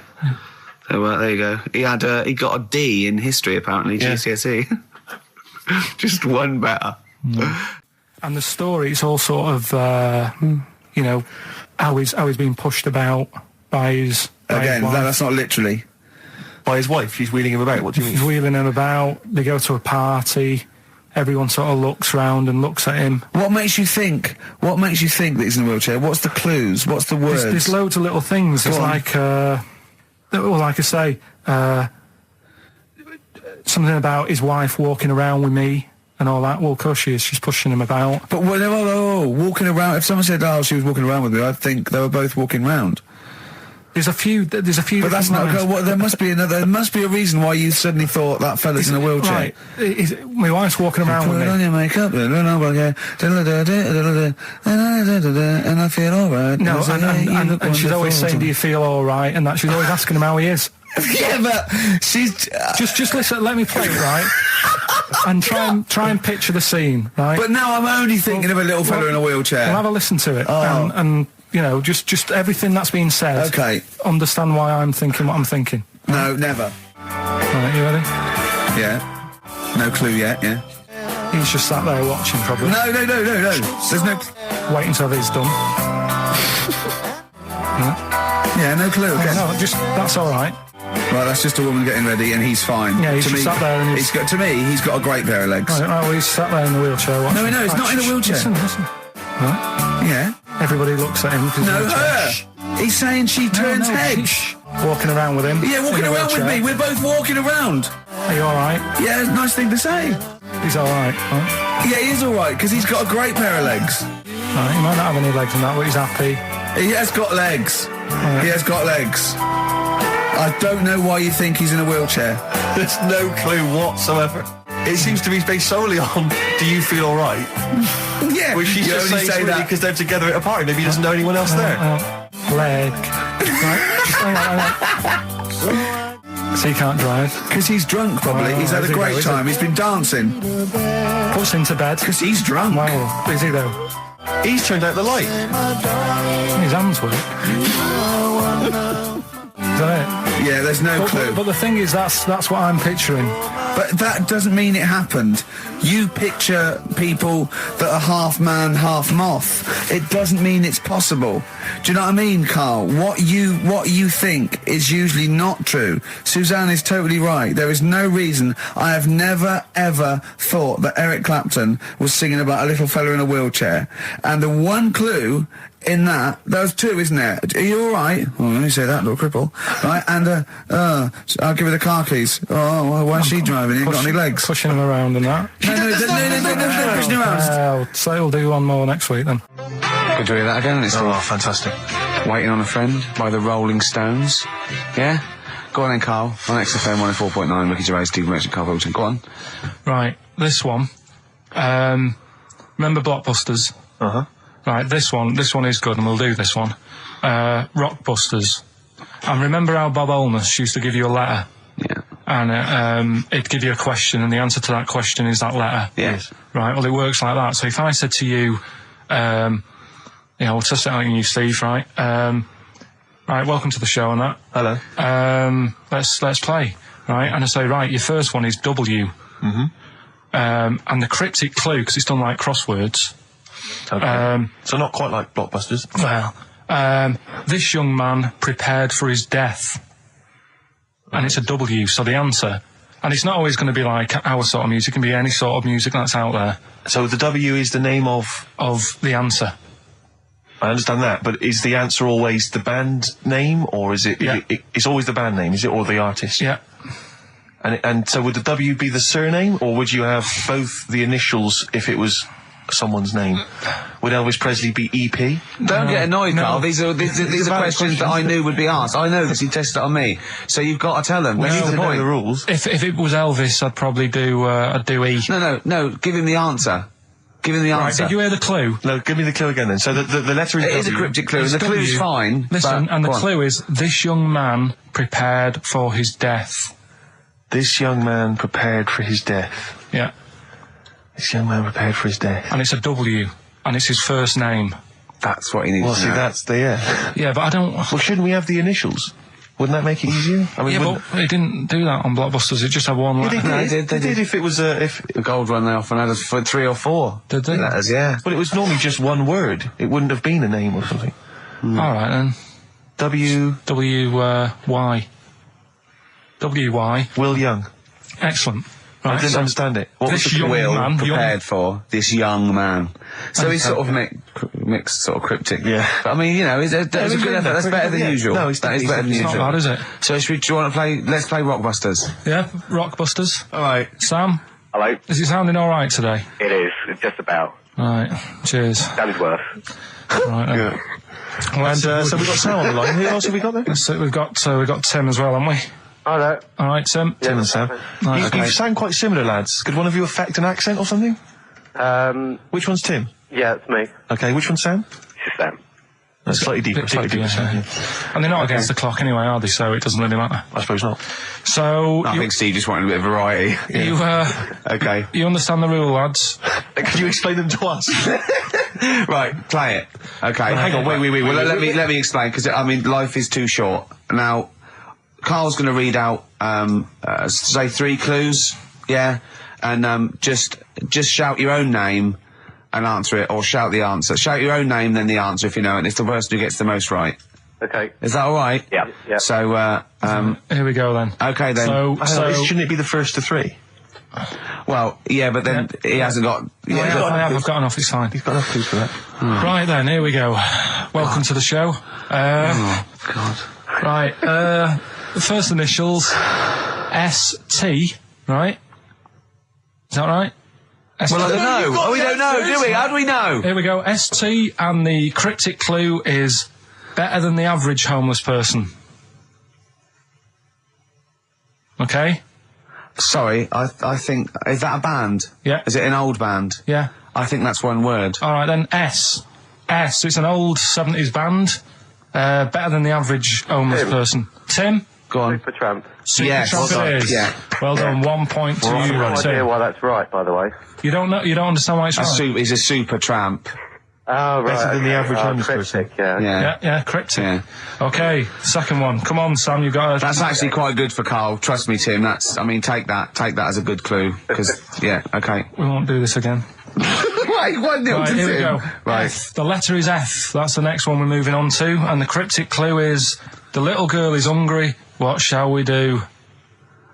The S or F? I've got it. F. Ready. Peter. Yes, 1-1. Feed her. He's pulled out of Feed her. Yeah. Feed her. Okay. Yeah. So that's one each. So this is the decider, isn't it? Wait a minute, Well, ITV are on the phone. Well, you said first to three, so no, it's not, is it? That's what I said. Just do the three clues and who gets the most. Okay, well, we can do that now. So, here we go. I love this. This is rubbish. Go on. So, here's the last one. The initials are AK, right? And the cryptic clue is exploding pet. Shout out your name if you know it. Last orders at the bar, please. Last orders at the bar. Exploding pet. AK. You're tuned to XFM 104.9, Karl Pilkington's quiz, Rockbusters. The format is still available. The highest bidder, please give us a call, or you can email ricky.gervais@xfm.co.uk. Is it a band or a singer? I'll give you a bit more of a clue. It's a pop band. Okay, we wouldn't... No. Tommy Kissam. Yes. Hey. Oh, this is amazing radio. So who was that won? That was Sam who won. So it's 2-1 to Sam. So he wins. What does he win, Carl? He wins some CDs and some videos. No, he's got obviously now, Sam, if you're ready, take the spot. You're going to do the gold run. Away you go, Carl. I haven't got any more. You're a fool. Right, stay on the line. We're giving both some presents. Play a record for. Rick, I'm going to shoot off. Not come. XFM 104.9. We're not here. This next clip is one of my favourite clips. Look, it needs no introduction. Here it is. Another holiday. Well, it wasn't holiday. It wasn't holiday. Well, it was. You had 5 days off work. Why isn't it holiday? You had 5 days not working for a living. You know how many days holiday gets a year now? 29. Oh, that's more than teachers, isn't it? It makes me sick. It makes me sick. Well, I know the kind of hours you work, Rick. It's mad. I mean, if you're not in work by midday, you're furious. No, but I mean, I'm always... 29's normal for the normal working person. Yeah, but, you know... And anyway, it wasn't a proper holiday. I went to see my mum and dad. It's nice to see them and everything, but it's not holiday, is it? Why? It's not going away. It's not getting on a plane, is it? Going away. Oh, is that definitely a holiday? What happened before 1950? I don't know. People used to go... yeah, exactly. People used to go to Blackpool or Brighton. That was holiday. Yeah, but I didn't Where did you go? Went to Wales. There you go. Lovely holiday. Lovely holiday. Have a holiday in Wales. That's what they say, innit? Come to Wales and have a holiday. That's what they say, innit? So come to Wales and meet your parents. Come to Wales and have a lovely holiday. Right. Well, anyway, it was good and that. It's always good to see him. Right? Yeah. But Week off work. do you know like my mum likes gnomes and stuff? Yeah. Right. Of course she does. She's lived with one for 30 years. She said, get your dad to take us to this park where they've got 6-foot gnomes and stuff, right? Have a walk about. Sounds like a nightmare. Yeah. Sounds like a living nightmare. Keep an eye on Carl. Yeah. So anyway, He stood still for 2 minutes. Someone bought him. No. You can't buy them and that. It's like a little exhibition thing, Yeah. right? And it's part of a hall, right? This big hall that you have to pay to get in, but We didn't want to see the owl, I just wanted to see the gnomes. Of course you did, yeah. So anyway, my dad says, yeah, well, we can get in there for free. Of course he did. Clever. Right? So we parked up on this little country lane, right? No one about. We walked How much down, was it to go in? Like £2? about £3 each. Yeah. But he said, well, yeah, but if you don't have to pay, do you know what I mean, you enjoy it even more, don't you, when you're walking about and you think, I've got this £3 in my pocket, no one's having it. Yeah. Right? No, looking over shoulder for a bloke with a peak hat saying, can I see your ticket, please? I wouldn't enjoy it more, no. Go on. Yeah, but you don't worry about it, do you? You got a bit of money now then, Rick. You've changed. So anyway, so we had to walk across about 4 fields. For £3! Right, and what happened was we're walking through all these fields and what have you, big grass and muddy bits and all that, 'cause it'd been raining, and climbing over fences and stuff. And we're in this field, right, and I look to my right and there's about 30 cows all staring at us, right? And Suzanne started to panic a bit. She said, we shouldn't be here. Dad says, of course we can, we're allowed to go wherever we want, you know, all this land, it's ramblers' rights and all that stuff. Yeah. And take a cow if you want, so, unattended. So Serves him right for leaving him in the field unattended. I'm having one. I keep us fed for a week. across. Anyway, these cows start surrounding us. Surrounding us. And, oh, brilliant. Oh, no. Face off. and Suzanne's panicking, going, this isn't right. We're not going to make it to the fence in time. They're moving faster than us, and he started sort of running a bit. Wow. And It's like Dad some was kind of bovine West Side Story. Don't A gang of cows coming at you. don't worry about it and stuff. But my dad had to sort of stand there and like wave a stick at him. Of course. And we got away, but Suzanne was like having a bit of a sweat You on, got away. saying, we could have got killed. Sure. And my dad saying, no, it never happens. And I just wondered if it does, if there's a risk of... Yeah, it is rare, but there's been a couple of cases of being trampled by cows. They're not aggressive. They sort of run through you. Well, they're aggressive if they've got a calf. They do have kids. What? You had kids with them. Kids, yeah. That's goats you're thinking of. Yeah. Maybe they were trying to sneak into the gnome thing, and they were worried that, like, if too many people did it, and they thought some cows, we can just sneak in They where were cows, trying, yeah. no one's expecting cows. And the but some cows were going, humans. walk upright like you're a human. Don't walk upright. They thought you'd blow their cover. Yeah. Yeah, people have been killed by cows before. Yeah, that was like the highlight. And then... So when you arrived there, you were presumably covered in mud, looking like something that had just come from Glastonbury, staggering around this exhibition. It wasn't that bad. It was just like a woods, and it had like a funny sort of funeral, like a graveyard thing. Right. Yeah. With bodies sort of hanging out the ground and that. And we had What? these 6-foot gnomes. Right. And then we just set off again, walked back. But we You didn't sure have to this go wasn't through a the field. dream? No, it was good. And called up Ricky. I said, right, are you about? Have a chat and that. So he said, I'll just come round. It's a nice day. Have a drink and what have you. So I got round there at about 6:30, right? Go up to his door, knock on his door, right? He stood there with his tackle out. Oh. Yeah, what did you make of that? What was wrong with that? What do you mean, what's wrong with that? Why were you it was looking at odd. it? Why was were you odd. looking at it? I tried not to look at it. But again, you're always sort of attracted to it, aren't you? Kind of like... I've never been attracted to another man's tackle. I don't know what you mean. You can't help but have a little sly look. And especially when it's there. When you ring the bell, and I mean the one on the door, right? And that's hanging out. And does he dress to the left or the right? It was to the left, right? Yeah, it was left, yeah. Just popped it out of my shorts. For him. Just popped him out of the shorts. Should have seen the state of him. Shorts on, no top, cigar. Looked like someone out of The Sopranos. It was a mess. Yeah. And then... we sat on the balcony drinking wine, didn't we? Did you pop it back in, or was it still Yeah, I out at that popped it straight back in. I got the laugh. Sure. I got the laugh I Yeah. wanted. Yeah. He walked in, he went, it's not that hot. Straight away, it's not that hot. Oh, brilliant. And then, was that knob news, or is there more? No, it's got more knob news. That's just a taster. Just a taster. Listen, let's play some adverts, let's play some great music, and maybe we should have some early knob news. Early knob news coming up. XFM. Do you believe in God, Carl? Don't know, I don't really worry about it. It was ages ago, wasn't it? So, if he's about, whatever. Not that bothered. Adam and Eve is pretty interesting now, isn't it? It's not. Well, how is it interesting? He made man out of dust. Then just because he could, he's having a laugh. Then he made her out of one of his ribs. Again, he'd like to vary it a little bit. Then they had 2 sons, which gave rise to the entire human race. What was going on there then? What would have happened if they didn't get on? That's interesting. Sometimes with pandas, they don't fancy the other one, do they? They go, well, that's my choice. One. You've brought me one panda from Lisbon Zoo, and I've got to shag that. What if I don't fancy it? What if they bring in a right slapper? Do you think what if it's the equivalent of like Love Island? Well, Whatever I it's imagine called. it was like Celebrity Love Island. Yeah, and they're going, I am not shagging that slapper. Every panda in the world has seen that dirty old mott in magazines. Why am I meant to mate with it?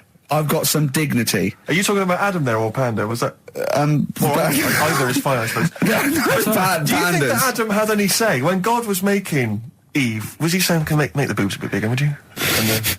I'm a blonde guy, I'm into blondes, really. I mean, I don't know, did he have any input, or was it just... I don't know.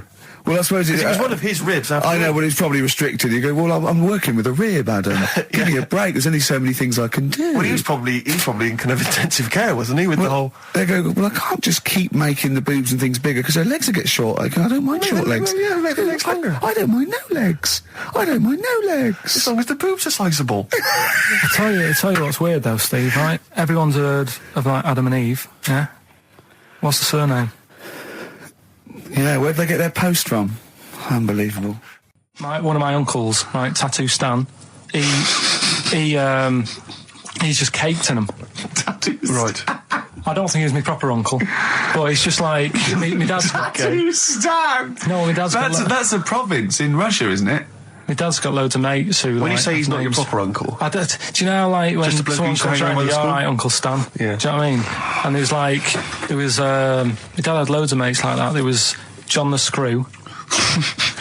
right? So he either works in a prison or he likes to have sex. Cabbie.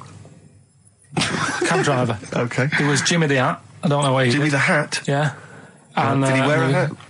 No. No. There was Fred the Veg. You sure he wasn't a relative? Sorry. Fred the Veg used to get us like big bags of potatoes and that. Fred Veg, okay. And there was Tattoo Stan.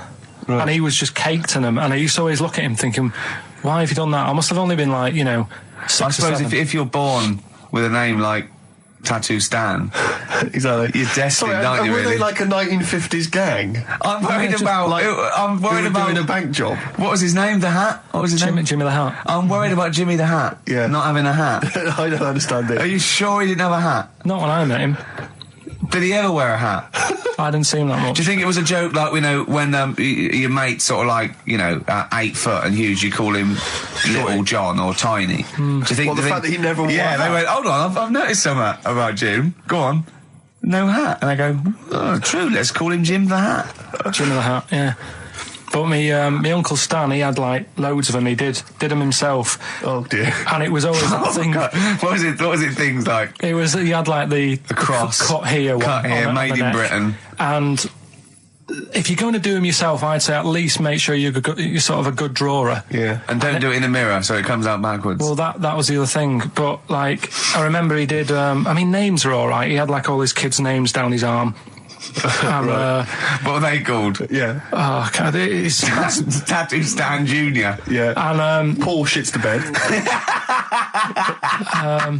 I'm trying to. Oh, Wabbai Kate. yeah. But he had. Frankie never amounts to anything. Oh, God. So he had like. Johnny, I don't think he's mine. So he did all this. I don't even know why I'm telling you about tattoos. No, nor do I, Carl. 50 Cent in Da Club on XFM 104.9. We're playing our favourite singles of the year. Yep. And we're looking back over some of our favourite clips of the year.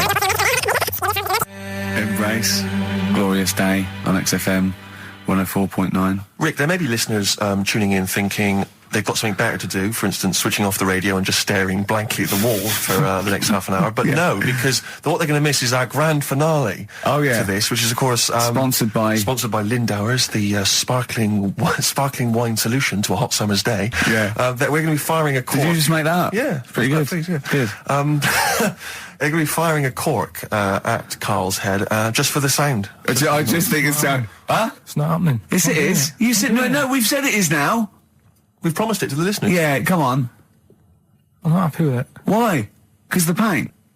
Well, I've never had it done, so I don't know how painful it is. Well, all the more reason to do it then. Yeah, we've got to try it out, haven't you? You're perfect. It's like a little cowbell or wood block. That's what I'm hoping for. Yeah. I'm hoping for pop. And I'm going to film it for my website. Brilliant. So go to that this week, rickygervais.com, and see Karl Pilkington getting hit. A high-powered cork coming out of Lindauer sparkling wine. Lindauer sparkling wine. And of course, if you want to send us anything in, and perhaps next week that you feel we could actually that'd be great. Sponsor us to do something. This is like Karl. interactive because a lot of people plan the show. Like Dr. Fox plans his show. We sort of come up, we riff on the. That's a great idea. Send stuff in that we could harm Karl with. Yeah, we try to hit him. Harm Karl. We do a jingle. Harm Karl. I've always wanted one of those George Foreman grills. I've always wanted one of them. I know, but that's too much, isn't it? What if we just pressed his head inside it? We'd have to put it on. Put it on. See. Just squeeze his head inside it. I've got to do that thing with a tea towel one day. You know that thing I did with a tea towel? You put a tea towel around his head, right, tie it. I put a wooden spoon in, and you only have to turn it like a couple of inches, and it kills you, doesn't it? Yeah, sure. It really is, yeah. So we'll be firing a cork at Karl's head. I'll be filming it for the website. So that's coming up about 10 to 3. Look forward to that. Yeah. Do you know what? I'm loving this. This is my. Just being in a room with him. I just can't. I want to squeeze his head.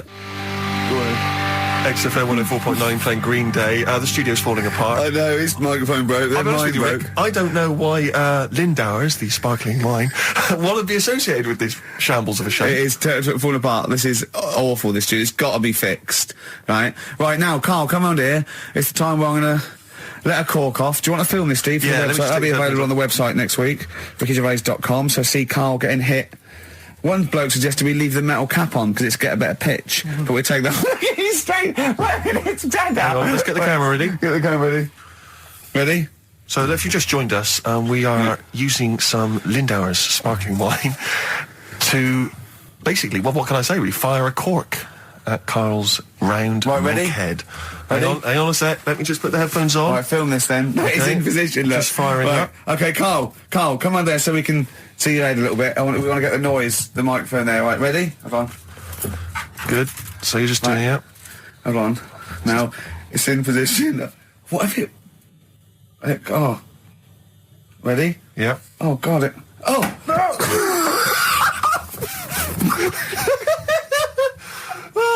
It's like Jackass. Did it hurt? Behind me. What do you mean? Did it hit you? I sort of just. It went off. It went off course. Did it? Just glanced at it. Right, Lindauer, you're going to send us 8 more bottles, please. Yeah, we're going to get this right. Wait, what were you thinking during the quiz then, when the questions were coming out? What were you thinking of? Well, what it was, right, just before the quiz started, I had to go to the toilet, right, because the rule is, right, people who don't go to it, once it starts, phones off, no more toilet. They take it dead serious, don't they, right? Yeah. So, I went to the toilet. Now, I'm not being out of order here, it just got me thinking, right? I went to the toilet, the gay fella in there, right? There was a gay fella in there. Gay fella in the toilet. Now, How could you tell? How did you know? Just typical, everything about it, right? Everything about it, right, yeah. Oh. What, large handlebar moustache, leather cap. Butt plugs, amyl nitrate. Could I just say that these views do not reflect the views of the management of XFM or me and Steve. Or most of the people in this country. Go on, Karl. What's your problem? Yeah, but this is what I'm worried about, really. But this is why I only got Danny Minogue right. Right? Because this was floating around my mind. Went to the toilet. Big gay icon, now, isn't she? Go into the toilet. They have like men's cubicle and they have women's cubicle. Yeah. Now, without sounding out of order, is it wrong for me to think gay men should have their own little cubicle? Go in. They should have their own... Well, not cubicle, you mean an actual toilet, I suppose. When I was at the urinal, normally, there's a fella there, and then you go, all right, and there's no pressure. But I couldn't go. I was thinking, should I wait? If I go into the toilet, it'll look obvious. Yeah. I had loads of pressure, and But this was what were going you on. worried about? I'm so sorry. What were you concerned about? Viewers? I'm so sorry. It's like, right, listen, when I was a kid, right, and it's all right for you to go into women's toilets when you're a kid, it's like, oh, it's a bit cute, right, as long as you're not, like, over 15 or something, right? Right. But when I was a kid, I went into a toilet, and women, when they use their little cubicles, they don't shut the door. Some of them just sit down on the toilet, right, and you see everything. And, no, seriously, that's probably one of the first times I saw, like, a woman. Yeah. That, right, and my Auntie Nora when she was staying over. What happened with your Auntie Nora? She was, she's into wearing caftans. Into wearing what? Caftans. Oh, yeah. What caftans? Big, bellowy sort of dresses. Right. And, I used to sit on the floor at home in front of the telly. Sure. She was on the chair behind. Yeah. She did a bit of a sort of a Sharon Stone scene. Oh, God. Yeah. Did you see it? There was no underwear. No. What age were you? What was it like? What age were It you? was like a ripped tennis ball. What? Right, we're off air. Either that or put us in for the Sonys. Okay, what's the next one? What's the educating Well, wiki? I don't know. See, like I say, I was looking around and there's stuff that is interesting. Right, I was looking on the web. But there's no point. Well, it's just that I found one about What's the point? about a lad who 8 years old, but he's still breastfed. Now, I don't know if you can get anything out of that. Is that what his mum said? So,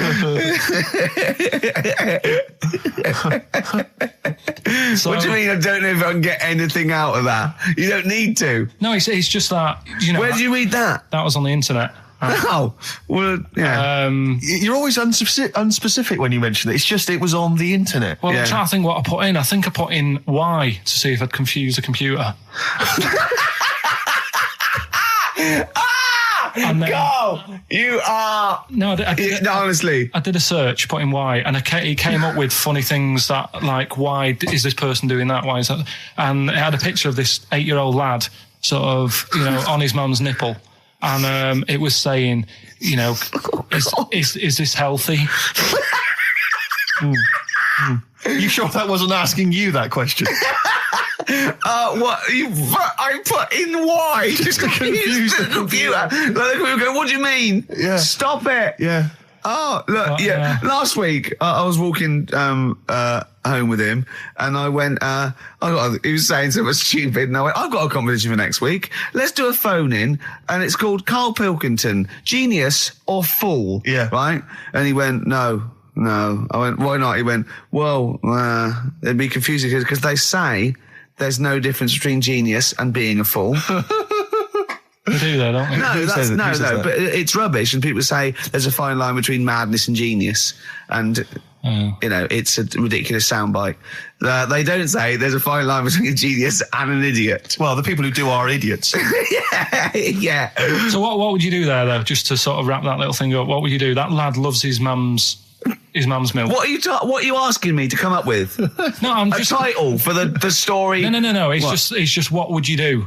Right? What do you mean, what would I do? Well, it's causing a bit of a problem in the area, right? What area? In America, I think it was. Oh, America are a problem, are they? George Bush is worried about this kid who's breastfeeding at 8. Imagine it like this, right? Right. No, so, Carl, what are you asking me?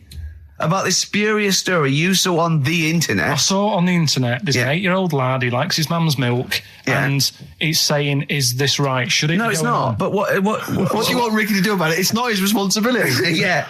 No, but the little town that he lives in, they're all causing an uproar, right? Going, this isn't right. I can't let my kid play out in case he's in the garden with his mum getting a bit hungry, right? So, Oh, God. what should they do? Because his mum's saying, well, he likes it. Yeah. And he, what do you do? I don't know the laws. No, but I'm not asking you to sort out the laws. I'm just saying, if you lived in that neighbourhood, what would you say? If you went up to him and said, look, everyone's getting a bit fed up with this, look. I'd say, what would I do? What do you mean, what would I do? What are you asking me? Right, it doesn't matter. No. What are you asking me? What are you asking me and Steve and the I'm public? just saying, say if you live next door to this woman. Yeah. Right? The kid's hungry, 8 years old. He's out playing on his bike and he goes, Mum, I'm getting a bit peckish. And he goes, all right, son. She whops one out. And he starts having his milk, right? You live next door, you're putting your washing out and you see this going on. You're getting a bit sick of it because it's gone on for months. 8 years, I assume. Why is it your business? Why are you such a nosy neighbour that you're concerned? What would you do, Carl? Let's turn it back on him. Yeah. What would you do? What's your solution? What would you do? Well, I thought I'd say, right, why are you doing this? And she'd say, because he likes it. And I go, all right then, put it in a bowl first. And you think that would sort that out?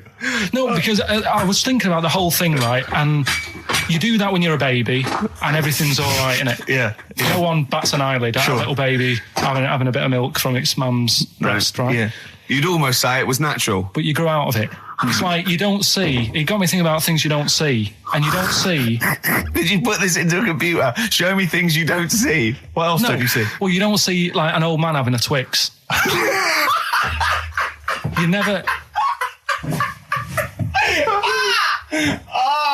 So what? You know the terrible thing about all this, Steve, is he's right. You don't see an old man I having a know, Twix. that's a terrible thing. So what they have got, right, they've made old man toffees, haven't they? They've come up with Gervais. Is that a song? Oh God! You don't see it. So they've got their Werthers, right? Yeah. So, look at him. You think Forget he's it. giving a lecture at Oxford? it's not going anywhere. No, go on. Sorry. Go on. I'm just saying. Right. You grow out of things. Yeah. And the old man, I'm sure when he was a kid, he'd have a Twix. Yeah. Now it doesn't look right, so he's having... It doesn't look right. So... Right. I don't think Werther's originals were specially designed for old people. I think they were sweets that just happened to have been made for years. That's why old people eat them. Yeah. They didn't go, hang on, there's a market here. I've noticed old people aren't eating Twixes. Quick, let's make some old man sweets. But the little advert, he gives it to his grandson as well, doesn't he? He goes, I have a Werther's original. Now, I think it cuts, though, before he throws it back in his face and goes, get me a Twix. 104.9 XFM. You all right? This is Carl, producer of Ricky Gervais and Steve Merchant. They're not about today. Ricky's on holiday. Steve couldn't be bothered. So I'm left here with all the DATs. That's a digital audio tape of all the shows they've done since they've been here over the last, I don't know, year and a half or something. So we'll play you some of the best bits. All right, so here's the first bit. I've said in the past to you, Rick, that my grandparents, so I love them dearly, but it's like for the last 30 years, they've been waiting to die. I know, It's yeah. like they just sort of, it's like, you know, the novelty wore off of life. Life in the 50s. Yeah, they got kind of bored of it. Life, in the 40s, it was brilliant. All sat around the old Joanna as the bombs Yeah. fell, singing. They loved that. The 50s, that was great as well, because that was the post-war years. It was, it was a bit tight in the pocket, but it was all right. Everyone pulled together. And then the 60s came along, all the crazy music, the funny hair. Let's stay in bed. Exactly. They basically stayed in bed. And it was one Christmas when my grandmother said to my dad, what do you like for Christmas? What do you fancy for Christmas? And this must have been, I don't know, 20 years ago. She said, what do you fancy for Christmas, Ron? And he went, well, I could do with a nice big kind of warm winter overcoat. She said, don't worry about that. He said, don't worry about that, because your father will be dead soon. It's right, you can have his. Meaning my granddad. Well, I'll be honest with you, my father's still waiting. Which is good news. Good news for my grandfather. Less good news for my dad. He's freezing. He's freezing. He finds out, how is he today? He's fine. Oh, okay. Oh, I'm freezing. It is such a weird mindset, that. I think it's that, to me, is what sums up people from that older generation, the 40s and 50s. And it seems to me that you've got that kind of mindset. It's like you were born in the 30s. And whenever you talk of your childhood, it's like you had like a baked potato to take to school. And a hoop and a stick is a Christmas The other gift. thing is, I think that that sort of generation, it seems that the man is dependent on the woman. There's a total dependence. Oh, absolutely, If she dies, he's done. Yes. He's Yes. done for. He'd just pine away. If he dies, she's got 30 years of pottering. Absolutely, yeah. Do you know what I mean? Yeah, and go yeah. into, like, you know, the youth club and the Yeah, I know church. what you mean, yeah. It's sort of like that. It's sad. Of course, it's sad for them, but it's not the end of their life. No, sure. And it sort of is the other way around. I don't know what why you that mean. is. Yeah. It's terrible. That's a little melancholy thought for. I know. I've Christmas really time. you brought it down. You've brought it down. I've brought it. This isn't a nice show at all. This is terrible. Well, I We're didn't gonna have really people wanna make just it- killing themselves. What? Right, you ready then? So, just in case you haven't heard it before, I'll give you some initials of a band or an artist. We're not doing Rockbusters now, are we? Yeah, I thought, well, we've just... we keep that going. Then we got. I love educating Ricky. That's my favourite thing now. Well, what do you want to do, Steve? I mean, Let's do the clues. It's just like it's sort of bigged up the prizes. And so People this will is only by email. Give the email address out now for people to write it down now, Carl. Right, it's ricky.gervais@xfm.co.uk. Ricky.gervais@xfm.co.uk. Only entries on email. Yeah. You're going to get 3 clues. You've got to get them all right. And you win all the You stuff. win all those prizes you said. Okay, Carl, go on then. Right, and just a quick example, one of the first ones we did, it was like AK, and the clue was exploding pet, Yeah. and it was atomic kitten, right? yeah. So you understand how it works now. These are your clues. The first one, that army has got some nice trenches. That army has got some nice trenches. Excellent. And the initials there are DW. Do you write some of the questions for 15 to 1? Go on. So that army has got some similar nice phrasing. trenches. Okay. Okay. The second one, What were the initials there, Carl, on that person? DW. DW. Yeah. Right. The second one, the top of them curtains are all wrecked. All the materials all worn. He acts it out though. We've got to get him on telly. We have got to get him on telly because his little face and his gestures. That's the second one. The initials being HV. Okay. The top of those curtains are wrecked. All the materials all worn out. Right. HV. And the final one, here's the final clue. I was in Texas the other week, right? I tripped and landed on my knees in a puddle. What's the Initials WH for that one. So I was in Texas, I tripped up, landed on my knees in a puddle. So that's WH. Incredible. You've got it. Is it great? It's fantastic. It's desperate. Okay, time during the record. Do you remember you're playing for these compilation albums? We got the Fatboy Slim DVD, Linda Green on VHS, and of course Executive Decision, starring Kurt Russell as well. Oh God.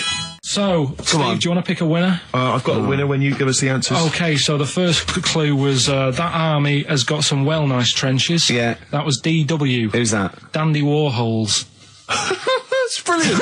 That's brilliant. All right. That's good. Yeah. The second one, the top of them curtains are wrecked. All the material is worn. Yeah. HV. That's Holly Valance. Oh, he got a phone call for a woman saying I haven't heard it, and he was talking to her off air, and she went, what is it? So-and-so said them curtains. She went, right. He said, you know the thing around the top of the curtain is a palmet, not a valance, and he went, cut her off. Yeah, but my auntie's always making balances on everything. I'll tell you about that next week, right? I'm looking forward to that. Right. Is this the one that farted for 5 minutes? Yeah, the very same. Yeah. Right? So we'll talk about that. I was in Texas, I tripped up, I landed on my knees in a puddle, WH, Yeah. wet knee Houston, right? Wet knee Houston. Yeah. So, You're a maniac. So, who's a winner? We've got Pete, Catherine and Laura in Newcastle upon Tyne. They're listening online, I assume, and they're on going to Sky get Digital. those great places. And remember, they got loads of stuff. They got the DVD here. They got Linda Green. They got Stone Roses. They got another compilation and Executive Decision. Can't concentrate now. Oh, well, he's all stressed because the lady from MTV is here. She's going to film his little face. So the things he said in the week, he was so worried.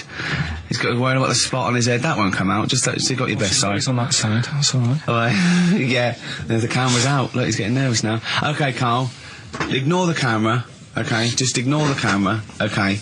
Now, me and Steve have done our research for you, and we've got 2 amazing things to tell you. What should I tell him first, about the baby or the... Well, they're crab? both equally fascinating, so you choose. I'll tell you the crab thing first, right? Steve actually saw this thing in The Guardian in the week about our research thing, and then we looked it up, we looked into it on Friday, and it is incredible. Right, listen to this. There's a thing in a bay in New England, right, where it's like the biggest, they make silicon chips and stuff for computers, right? And because of the data protection thing, after they've done them, because they have to destroy the plates, right? Well, the information's sort of put onto them, but there's still flakes of silicon. They sort of grind it down straight away, and some of the flakes got into the bay, okay? But some of the information is still on even the slight granules of silicon. Anyway, gets in the water, and silicon is rather like a carbon derivative. They reckon if there had been life on another planet that wasn't carbon-based, it'd be silicon-based, because that's simple sugars and proteins, it's just COH and that, and it can work with silicon, right? Anyway, the crabs have been taken up, they're still in the water, and they looked out on the beach, and over years the crabs have started sort of putting themselves in formations, like geometric format, and they couldn't work out why they were doing this. And when they put them in the experiment, they sort of like chopped them up, and they found they'd taken on silicon, and it had sort of got into their brain, and they were downloading information.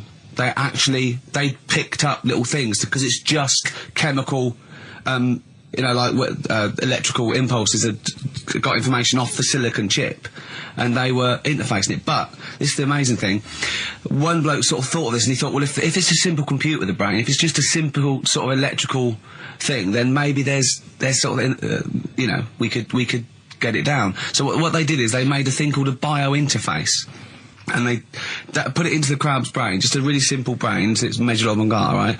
And it got impulses from it, and they were getting like computer readers, just flashes of like symbols and geometric things right on this screen to read the crab's brain, and it was stuff like, you know, fragments of a what made them do this in the first place? Because they saw the crabs behaving differently. They were behaving differently to each other. They were just like, they were, you know, intelligent, and they were sort of solving problems and all this sort of stuff. Anyway, when they downloaded the thing, it was like there was they found one of the secretary's names where it had been on the silicon chip, where it was just like a flash of a computer screen. But the most amazing thing is, they downloaded a memory, right? It was like a snapshot where it had been burnt onto the retina of the crab, just a snapshot or something, and it was like a picture of the beach, like a couple of years ago, right? And they also did, incredible, it was like just a digital black and white sort of thing, so they could see what the crab had seen. Amazing. Jeez. Amazing. So intelligent crabs. What are they doing with them now? Super brain. Well, they think this is the upshot. They think they could use it as spy crabs, because they could get these crabs. Also, the other thing is, as generations went on, right? So they put a crab in the sea or something, right? Lots of crabs in, and then as generations went on, a newborn crab, they downloaded the memory, and it had the memories of its great all together. It had every memory that any crab had been related to it beforehand, because it passed it on. It just passed it on. So not even ones that had been eating the silicon stuff. Yeah, no. These are just like ones that have had kids. Yeah, and they've got like, and they know so you'd know everything. Your everything right the way back. So would that work if we ate silicon? Well, I suppose so. So what are they going to? Well, they can use them for all sorts of things, though. I mean, that's what's incredible. I mean, I don't know how you train it particularly. I don't know, it'd be quite tricky to train, but I'm assuming if they can do it that way, then presumably they can give it certain silicon information, which they can then plant in it, if you like, within its sort of food. Also, if you could get them onto enemy beaches, you'd have like 1,000 digital cameras just taking around. You could get like, you know, Osama bin Laden or someone. They don't understand the information they've got. No, they don't know they're doing it. They just download them. So it's not like you could torture them and they won't be able to sort of give you the information, because they wouldn't know what information they had, because they're just. But the first crab they downloaded, they just kept seeing the same picture of a big crab feeding it, which they really, yeah, wow, that's what, like its mother crab or something. Yeah, just memories of it as a child. But they're not in colour, presumably. Because no, it's all in black and white. It's just a digital camera, because it's just they don't see in black and white, so it's just like a I don't know. I think it's burnt onto the retina or something. And the only one that they kept were the ones they saw a lot of the time. Wow. I mean, in a way, some of the educating Ricky I've got for you today is on the similar lines. Right. Oh, you've got to be impressed by that. You've got to be impressed by that. That's pretty good. I mean, I'm interested to see, you know, what they do. What they do with what the crab developments are. But yeah, no, that's pretty good. Yeah. But I mean, amazing. Yeah. Amazing. Well, just digest that information, because that's not even the most impressive one we found. I think it is. I suppose it's pretty impressive, but the next one's maybe more shocking. Okay, right. Well, let's play a tune, and Ricky's got another extraordinary fact. 4.9, I'm Ricky Gervais, with me Stephen Merchant. It's the best of. You've been voting in all week, sending your emails. So here's the clips that you wanted.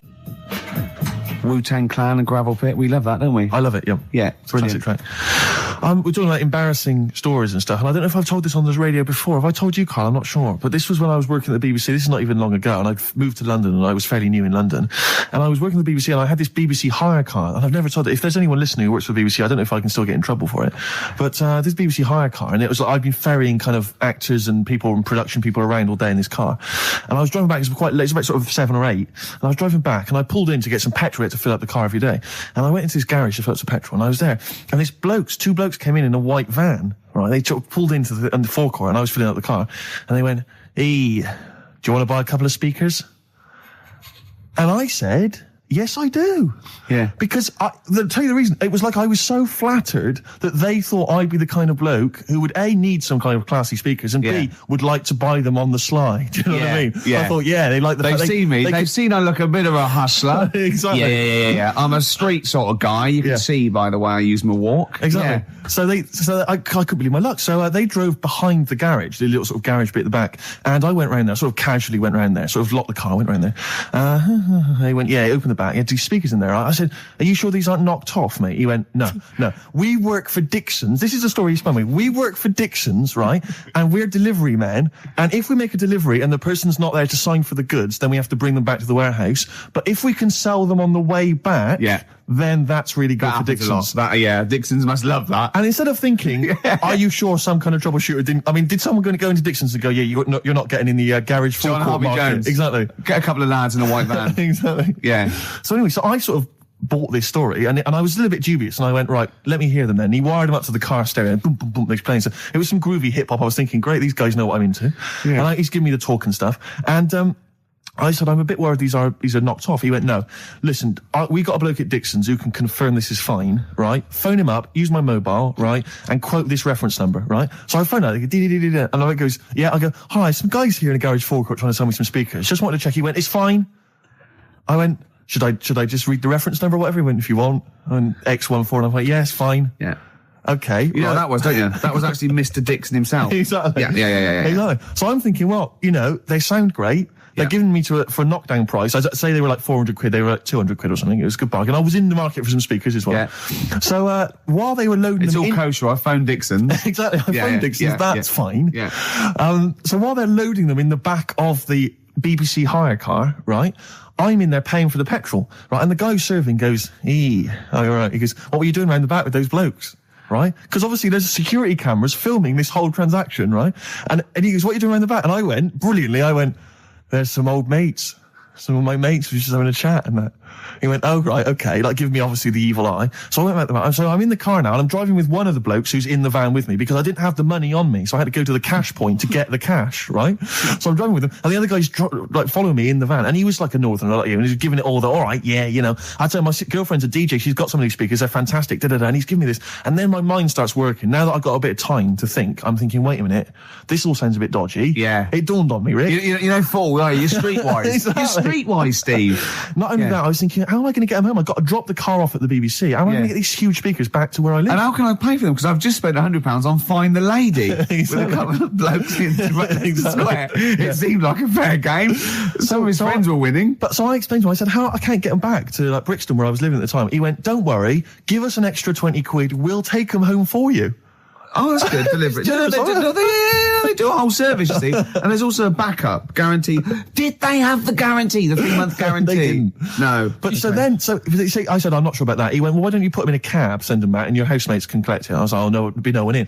And I was beginning to sort of get a bit conscious of like, maybe this was a bit of a scam after all. So I pulled into like a little side road. I said, I'm not sure I'm into this now, actually. He went, what are you talking about? It's 200 quid for a pair of speakers. It's a bargain. You never get a bargain like this, mate. I'm going, not too sure, actually. I don't think I want them. He went, 150 quid, mate. 150 quid. I went, no, he's 100 quid now to you. And I'm thinking, wait a minute, this doesn't sound like the kind of work that Dixon's would be doing. Dixon's don't do that when I go in. This is it.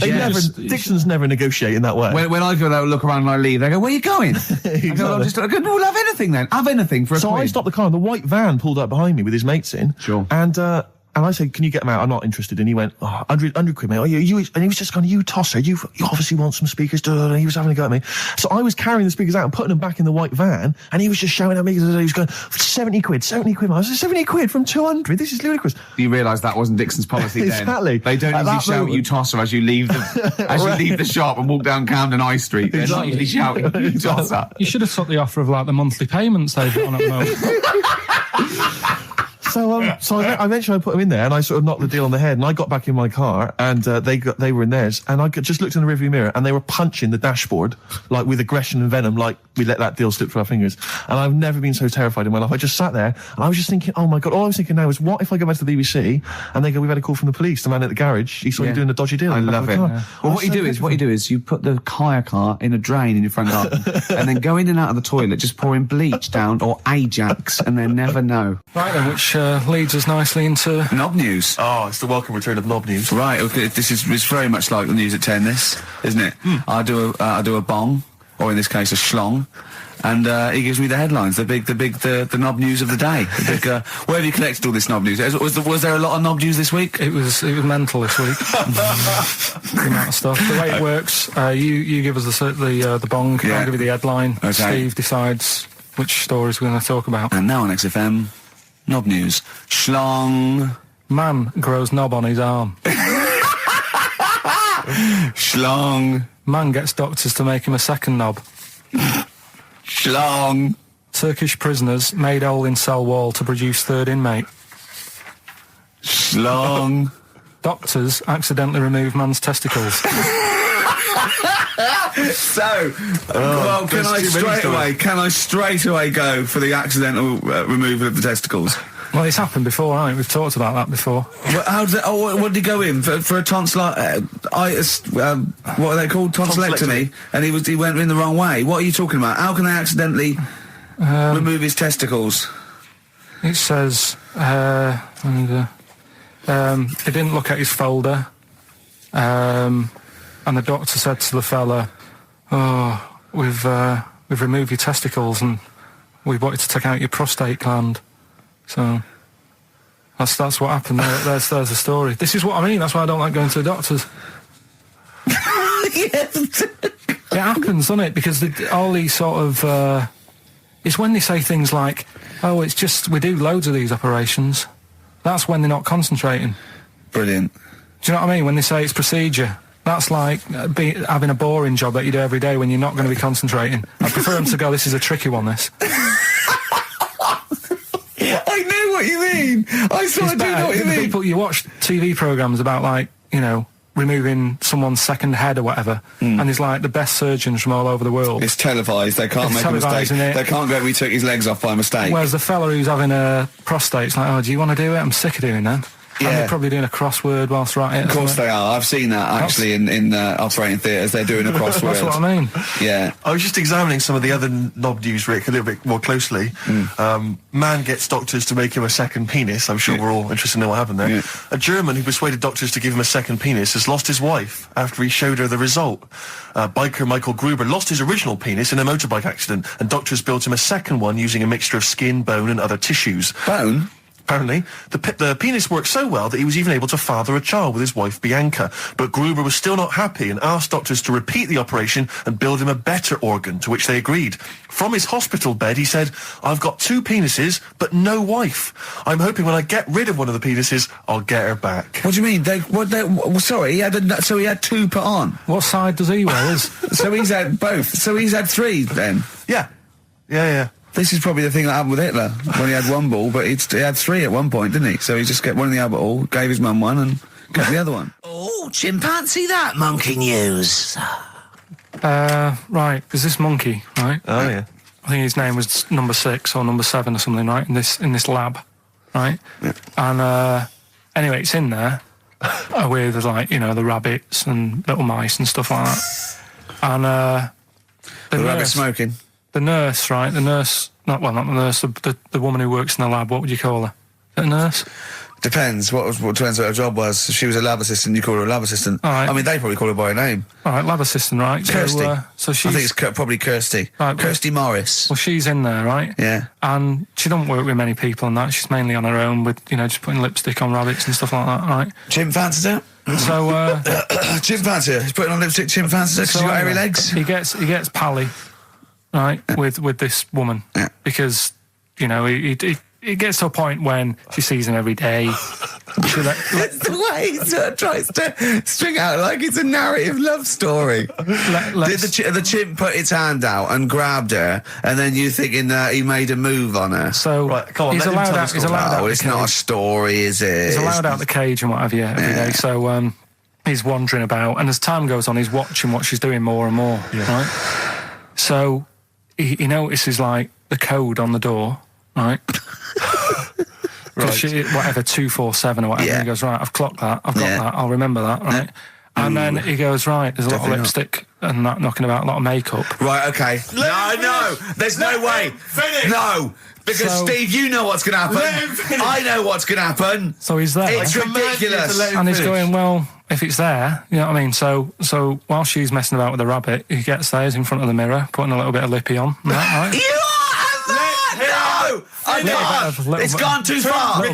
No, it's gone too far, Steve. Right, your mic's off, Rick. He's finishing the story. So, turn mine off as well. It's gone too far. Turn him off. Just let him finish. Right, so the thing is, right, it's this monkey wandering about. It's got lipstick, it's got mascara on, it's looking pretty good. I didn't mention the mascara! It's looking all right? So it knows the code on the door, 247, right? So when she's sort of messing about with the rabbit, right, he goes, right, here's my chance. He's looking good, 247, out the door, through the reception man's there. He's like, all right, Kirsty, right? Don't talk shit! I Feel Free from Cream, that's pretty much the last track, isn't it, guys? I imagine on XFM 104.9. Well, I mean, yeah, I've got nothing to say after that ridiculous story. I mean, that's worse than the bank robbery to me. Yeah. That he clocks that, and the bloke on the desk. All right, Kirsty. Oh, you're 2 foot shorter and hairy. She wasn't a looker anyway. So. She wasn't a looker anyway. Brilliant. That was Radiohead and They're There. We're Not Here, all right? Pre-recorded. Coming up is one of Carl's little things. Enjoy it. All right, that's Aqualung. Good time's gonna come, innit? Right, Carl, come on in, educating Ricky. So, don't let the cat out of the bag, that's where that comes from. Comes from a crafty butcher. Right, go on then. So the next little headline is Wash Up With You. Wash Up With You, go on. You want to know about that? Yes. It's a survey that they did. This week. They? Yeah, some university did some survey. Brilliant. Did a world test on washing up. Yeah. And each country were given 140 pots to clean. Brits were the quickest. Yeah. Yeah. Turkey were the slowest at washing up. The Turks. It's not because the little fellas that work in the kitchens with no... Is it? They can't reach. Spain were the cleanest, and the Germans were pretty good as well. So... I don't know where to start with this. Honestly, Steve, I don't know where to start with that. Sorry, what was that? Wash Up With You, that was it? But was that it? Survey of washing pots and pans. I didn't understand. You said Italy were the cleanest. No, Spain. No, Brits were the quickest. Yeah. We were the quickest, but Italy was the Spain was the cleanest. Turkey were the slowest. Yeah. Spain were the cleanest. But why weren't we clean then? Because we were washing up. Why were we not paying attention to the... We did it rubbish. We did it quick. We did it quickly, but I don't understand why it was being rated on. Who was doing it? Was it Annette Newman or Ainsley Harriott? She's quick. Both of them are quick. Yeah. Well, they've got like kind of loads of slaves that do it for them. Did we use fairy liquid? Don't know. It didn't have. Did we use a whole bunch of Boy Scouts? Didn't say that. Just like said. It just said, that. Who had the softest hands? Who had the softest hands? So it didn't say. Why is it we don't get notified that this is taking place? I don't know. When I was a kid, no one ever said, we need recruits because we're doing a survey on who can wash up the quickest. Are you disappointed in yourself with that one, Carl? It is pretty dull. To be fair, and that is why we've got to bring in either con merchant or a wine merchant or shut up a Gervais. Yeah. Would you be able to, if I put you on the spot in the next, sort of after the next record, would you be able to give an example of how con merchant would work? I mean, is there something you could do just to sort of experiment? Should we play a record? Should we play a record? Play a tune. What do you reckon, I can do better than that. Yeah. What? Ads. Go on. Do you know why people tink the glasses before they have a drink? Why they tink? The verb to tink. I do know that, Carl. Is it about poison? It is. Here we are. What, would it make a different noise? Nope. Brilliant. Go on, explain Why? it. You explain it, Steve. No, don't, Steve. You explain it, Carl. Go on. Oh, I've started, so I'll finish. Come on, Carl. Explain why they tink the glasses. Ages ago, Yeah. only people with money had drinking or something. That's like one of my film reviews. Years ago. Welcome to History Now. Now, ages ago, only people with money had drinking or something. Keep going, Carl. Keep going. Like spirit and stuff. So they'd it's like businessmen businessmen. It's easy for you to say. This is getting to be cruel, isn't it? This is amazing. Yeah, go on. Why Go did on. you open your mouth, Carl? What were you hoping was the best that could happen? Because you tried to make me look stupid before with the planet, so I'm... Whereas you know... Yeah, go on, no, come on. Businessmen with money have got to drink and ching. Okay, so then, with all the drinks... So they'd nip round to have a chat about whatever they're earning money with. And they'd say, right, do you want a drink then? And they'd go, oh, yeah, that'd be alright. So, rather than just pouring it out of a bottle into a glass and saying, there you go, it could be going, hang on a minute, it could be poisoning me here and trying to, nip my business idea. Yeah. So what they'd do, it'd sort of pour a bit of his drink into the other person's glass and you get that tink noise. And that's like cheers, you know. No, Carl, I just have a slight amendment there. I think what it was you're absolutely right that they would then test each other's drinks to show that it wasn't poison. But over the years, that was reduced to just chinking the glasses by way of saying, let's not actually bother going through the whole rigmarole. They just did the chinking of the glasses. Yeah, that's good. It was exhausting though, wasn't it? I know. Was it worth it, do you think? Well, I like that, because people carry that with them now. When they do that, they think, oh, that bloke's definitely not trying to poison me. Yeah. So the horrible thing is that now, when I do the glasses, I can laugh and go, they don't know I've poisoned them. Exactly. You should always do the pouring back and forth. It's a shortcut, it's a slippery slope. You know, just be careful. His homework was to come up with those stupid lateral thinking problems. We maybe should give an example of the... sort of genre. Romeo and Juliet, right? Romeo's asleep on the bed, Juliet's on the floor, covered in water and broken glass. What happened? And you ask all these stupid questions, and it's... Romeo's a cat and Juliet's a goldfish. Again, Awful. What am I thinking? Yeah. Yeah, come on then, Carl. Right, Yeah. there's a bloke lying on the floor, right? He's cut his head, blood's coming out of his head, and all his mates come running up, and they're all stood round him. Yeah. And they don't take their hats off as a mark of respect. That is outrageous. Why didn't they take their hats off? I'm laughing, but it's probably as good as the real absolutely. ones. A bloke's fallen with his... Yeah. He's lying on the floor. Yeah. He's dead. Yeah. His mates come running up. Was it important that his head was cut? I don't know. I mean, Would it have been okay if he'd have been wearing a hat? He wouldn't have been dead if he was wearing a hat. What's your answer? No, you're meant to answer questions. You don't just go, what's your answer? You say, where's the turn? So you go, no, and I have to guess. It's obviously like sort of motorcycle stunt team or a parachute. Why didn't they take their hats off? Because they're probably still on the motorbikes or something, or... Well, yeah, but if you mark a respect to someone, you could take your helmet off. I'm getting angry. What? They're parachutists. Why couldn't they take their helmets off? Because they're coming down from the sky. But he's on the floor dead. Well, yeah, but they can look down and see him on the floor. Are they on the floor, Carl? They're on the floor as well. They're walking, are they? Yeah, well, they sort of stood there looking at him. They're stood there. Yeah. They're stood on the floor looking They're at him. soldiers. Why? But why? Because it might be in a battle zone. They might have their helmets on, and he's been shot in the head. No. Well, that does work. You see, this is my point. That one works. That one works. Unless you've given us a piece of information where that doesn't work. What's the difference? Why is yours different to he's been shot in the head in the trenches and they're looking at him and they keep their helmets on? I just don't think it matters as much. If they're in the trench, they're already guarded a little bit. So they could take their hats off. It's the best mate, for God's sake. Okay, he's dwelling on this. Are they normal hats? What kind of hats are they? The answer. No, don't get ratty. What kind of hats are they? Baseball hats? If I told you what sort of hats they are, you'd have the answer. Wow. Okay, I've got to guess what sort of a hat it is then, have I? Right. Is it a trilby? No. Is it a bowler? I know what it is. What? They're spacemen. No. Oh, that's a good That one. one though. works as well. This is my point. I like that one a lot. It works. He's fallen on the moon, and not that the moon happened, it was set up, wasn't it, in the fake, studio? We know that, yeah. Okay, Carl, what's your answer? Builders on a building site. Why is that different to soldiers?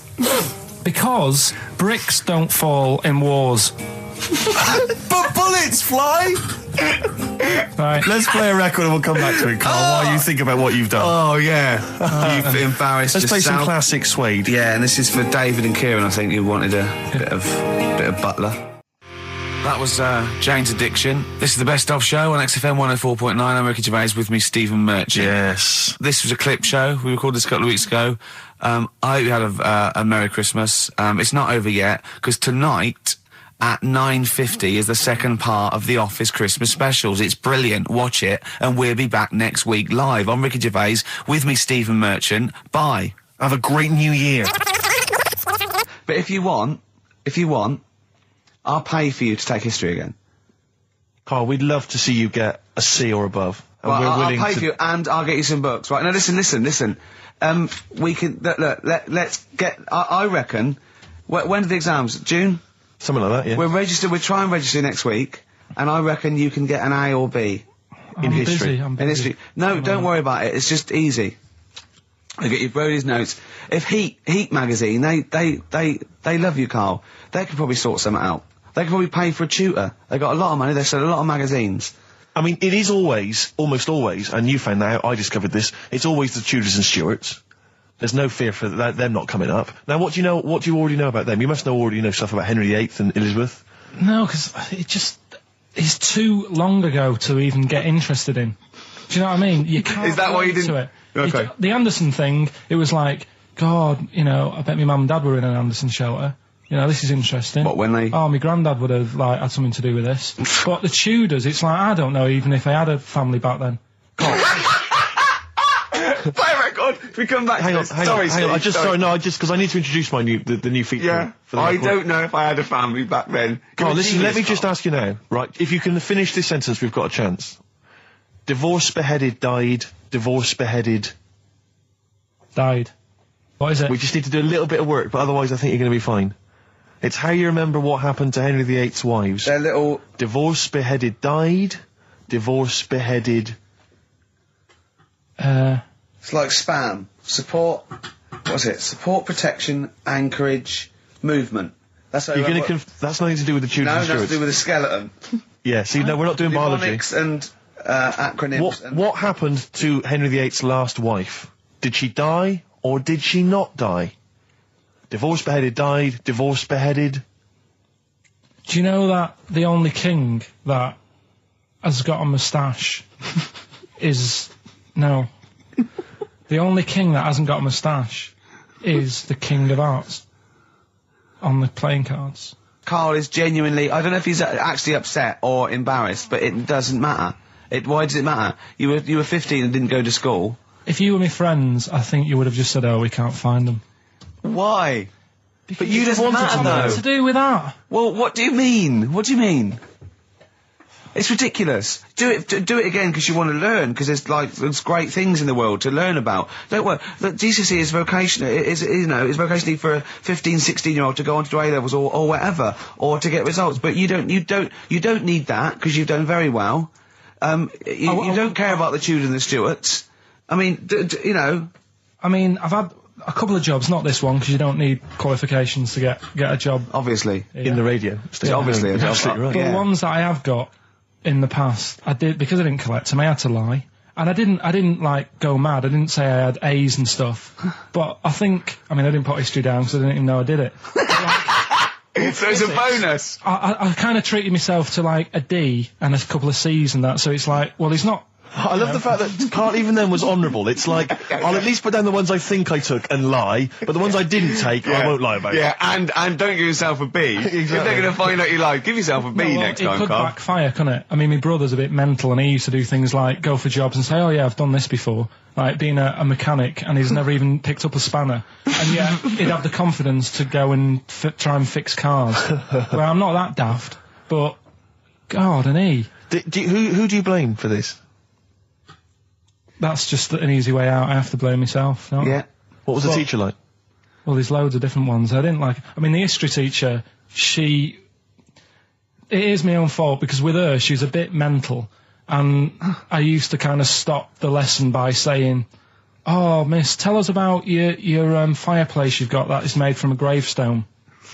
Because that's what That she would had. stop any English teacher in their tracks. And she loved telling you about it. Yeah. So it was like, oh, I learned brilliant. that from a teacher. So that's why I didn't know about divorce, head loss, and all that. Yeah. Dandruff legs. Horse, head loss, dandruff legs. But remember now, divorced, beheaded, died, divorced, beheaded, survived. That's all you got to remember. And what's that? That's what happened to Henry VIII's various In order. wives. In order. What does it spell out? No, it doesn't spell out spell anything, you just it's gotta saying remember the rhythm. In order in which he married. Yeah, but it helps. It's like when my mum taught me the alphabet. She taught me as like a song. A, B, C, D, E, F, G. Yeah, constant. No, not like that. Huh. That's how everyone else could do it, and I couldn't do it that way. Right. What tune did she do it to? A, B, C, D. It was A, B, C, D, E, F, G, H, I, J, K, L, M, N, O, P, Q, R, S, T, U, V, W, X, Y, Z. I feel like, it feels like Christmas Day. What, you didn't get the gift you wanted? Yeah, do you know that, like, anticlimax? Yeah. When, You've been looking forward to it for so long. yeah, you know. Well, I mean, I knew you were looking forward to it. That's why it took you 14 years to get the result, and then it was 2 other people that got them for you. Do you wish that we hadn't done it? No. It's alright. It's alright, isn't it? What's your girlfriend going to say? I don't think I'll see her again. She likes a man who knows about the Tudors and Stuarts, does she? Yeah, first Gladiator, then the... Yeah, you've been bluffing. Whenever she said, "Where did you go to Studios?" You go, "Good." Like, lots of things, but look, it's a bird. What happened to Henry VIII's last wife? Oh, I wouldn't. Oh, yeah. Oh, look, Friends is on telly. No, I just changed the subject by saying things like, you know, about the only king in a pack of cards. That threw off the scent. That threw us off the scent. That wouldn't fool an invigilator, would it? That's the thing. You can't use that one with an exam board. I'm always looking at stuff. I was looking at stuff this morning because of Yora Geller last night. eating all that funny food and that, and also they all got a bit scared last night, didn't they, with a snake? I didn't see that. So is this I'm a Celebrity, Get Me Out of Here? Yeah, he got all worried about a snake getting on the sort of wandering about in between the sleeping bags and stuff. Yeah. And they were all scared, and it's so easy. Leave it with me. Sorry, the doctor says, leave it with me. Yeah. Leave it with me. Well, they were all scared because there's a snake, and it's so easy to find stuff out. Before they, where are they? Where is this jungle? Australia, I think. Before they went, give it half an hour on the internet. I found out with snakes, you don't need to worry, right? They're deaf, they haven't got any ears. Right. So as long as you're really quiet, it'll probably leave you alone. Yep. And also, they don't have eyelids. So they were suggesting if one's coming towards you, just like kick sand in its eyes. Because it can't blink, and it leaves it a bit like annoyed, and it wanders off. But they didn't do any research before they went. Yeah. And that's, I think your knowledge would hold you in good stead. I don't think you need to know any more than you know. You know, you've done maths, you think? Yeah. Did no revision for that? No. Okay. English, do you remember what it was? Did they ask you about Shakespeare? Did they ask you I about can't books? remember, but I must have done it because I thought that was... It was English language, not English literature, wasn't it? So it was Was it like spelling and all that? So was it like a comprehension? You read a passage and had to ask questions on it. Was it? Did you have to write a short essay? I don't know. I can't remember any of that. Okay. I did a science. Okay, physics or chemistry? Physics. All right, well done. And this is all you think? You actually took that? You actually took physics GCSE, you think? You're obliged to do a language, I think. Did you do French? I did French for a bit. I don't think you are. I don't think you have to do a language. I think you have at GCSE, I think you've got to. Well, English quite good. I think that's his language he did. So you don't know about language. History? Geography? Just what you will find out, won't we? Okay, but you just can't remember. I can't believe you can't remember turning up for these things, because it's quite a big moment in people's lives. It is the thing that you've been working to all of your educational life. On the day that the things came out, I was working at as a printer. Okay. And it was a really busy day. A lot of spelling mistakes. It was a really busy day, so you're bound to forget. Yeah.